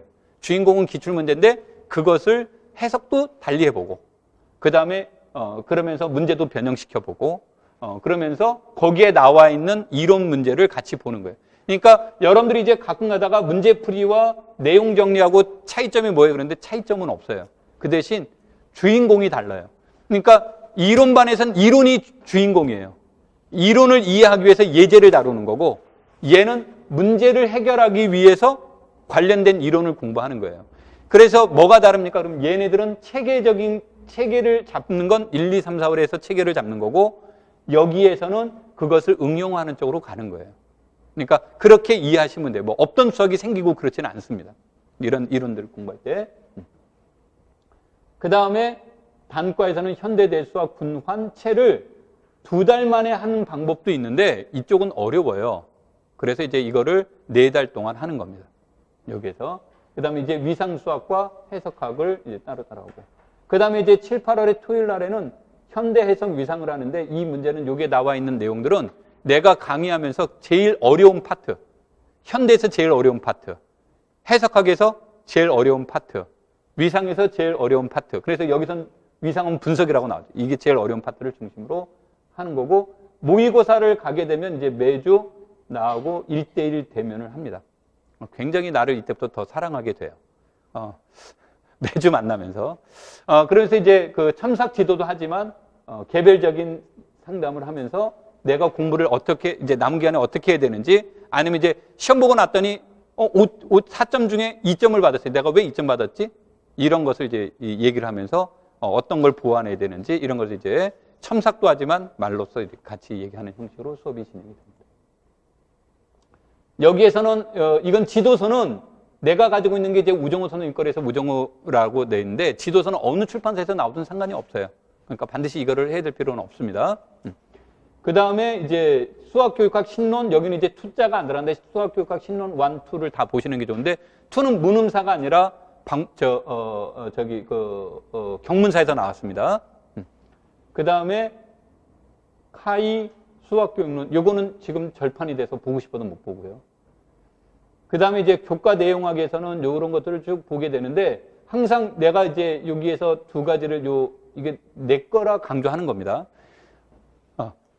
근데 이제 이 두 개의 책은 뭐가 되냐면 학원 책은 여러분들이 꼭 공부하실 때 조심해야 되는 학원 책만 공부하면 됩니까? 그러면 망합니다. 학원 책만 공부하면. 이건 망하는 건 뭐냐면 이 책들은 강의하면서 여러분하고 나오고 소통의 도구로 활용하는 거예요. 그러니까 기본적으로는 뭐를 해야 됩니까? 전공 서적을 봐야 돼요.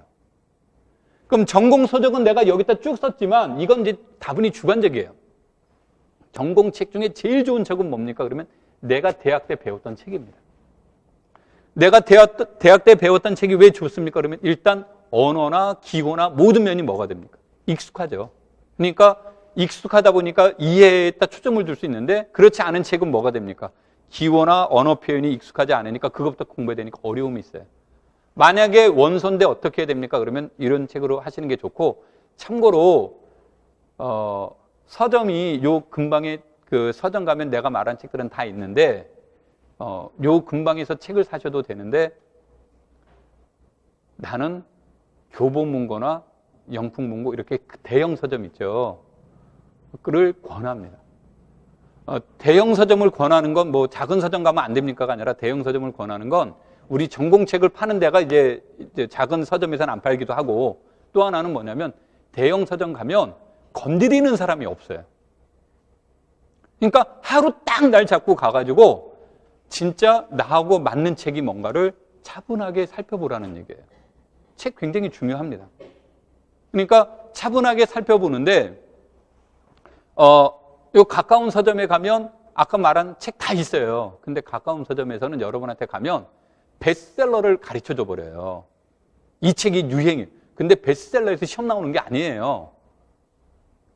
그러니까 나한테 맞는 공부를 해야 된단 말이에요. 그래서 나한테 맞는 책을 자기가 서점 가서 뭐 해야 돼요? 꼭 선택을 해야 돼요. 그것도 차분하게 책을 읽어보면서. 그래서 하루쯤 시간을 내서 가까운 이런 꼭 대형 서점이 좋은 거라고 절대 인터넷 싸니까 글로 가세요.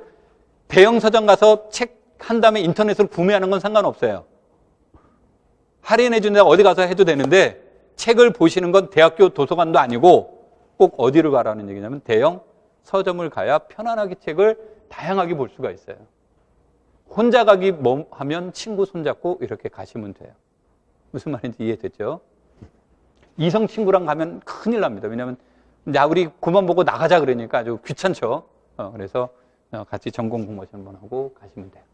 오케이. 그래서 대략적으로 이제 이렇게 돼서 지금 우리가 수업했던 내용들은 요 안에 이제 대략적으로 다 들어가 있으니까 그걸 참고로 해서 보시면 됩니다. 혹시 이제 뭐 내가 원래는 1시에 끝내려고 했는데 어쩌다 보니까 조금 더 길어졌죠. 자, 다른 거 궁금한 거 있으면 궁금한 거 질문을 받겠습니다. 내가 30대에 머무른 이유가 있어요. 30대에 머무른 이유는 뭐냐면 매년 수업을 듣는 선생님들은 변화가 되는데 분위기는 똑같아요. 변하지가 않아요. 어쩌면 아까 그랬죠. 내 얼굴에 수학과 뭐 이렇게 우리는 그때 질문하세요. 그러면 질문 안 해요. 자, 오늘 수업은 좀 일찍 끝낼까요? 그러면 네, 좋아요 하고 이제 하고 뒤에 가서 이제 욕하고. 그런데 이제 여러분들이 공부하시면서 이제 뭐 저거 되는데 아까도 하다가 이제 질문하실 게 있으면 이제 질문하셔도 되고. 내가 기계에 되게 약해요. 기계에 약해서 나는 비번이 없는데 휴대폰 비번이 없어요. 왜냐하면 아무나 와서 다 이제 보는 이유 중에 하나가 기계를 모르기 때문에 질문을 못하면 누군가한테 해달라고 해야 되는데 비밀번호 있으면 풀어야 되잖아요. 그래서 안 풀려고 그래서 이제 하는 거고, 나는 뭐 문자니 뭐 카톡이니 우리 집사람이 수시로 점검을 합니다. 점검을 하는 가장 큰 이유는 늘 물어봐서 이제 그런 이유가 있고, 나의 미모 때문에 늘 불안해합니다. 왜 반응들이 이래? 자, 내가 이제 장황하게 한 얘기가, 궁금한 게 있으면 이쪽으로 하셔도 되는데 너무 늦은 시간에 하시면 안 되고, 그 다음에 주말은 피해 주시라 이런 뜻으로 얘기를 한 겁니다. 오케이? 그 다음에 이거 해놓고 나서 이제 제일 질문 받기가 곤란할 때가 뭐였냐면, 이렇게 했더니 저 인터넷으로 봤을 때 실물이 멋있어요 막 하고 했더니 또 집에 가가지고는 화면빨이 더 좋은 건 알고 있었죠. 뭐 이런 상처를 막 대못을 쾅쾅쾅 받는 경우가 있는데, 사실은 실물도 좋고 화면빨도 받고 그렇죠. 반응들이 이게 이게 남자 선생님들이 경계를 삼는 것 같아. 자, 그렇게 이제 질문을 주시면 되겠습니다. 자, 오늘 수업은 여기까지 하죠. 자, 수고했습니다.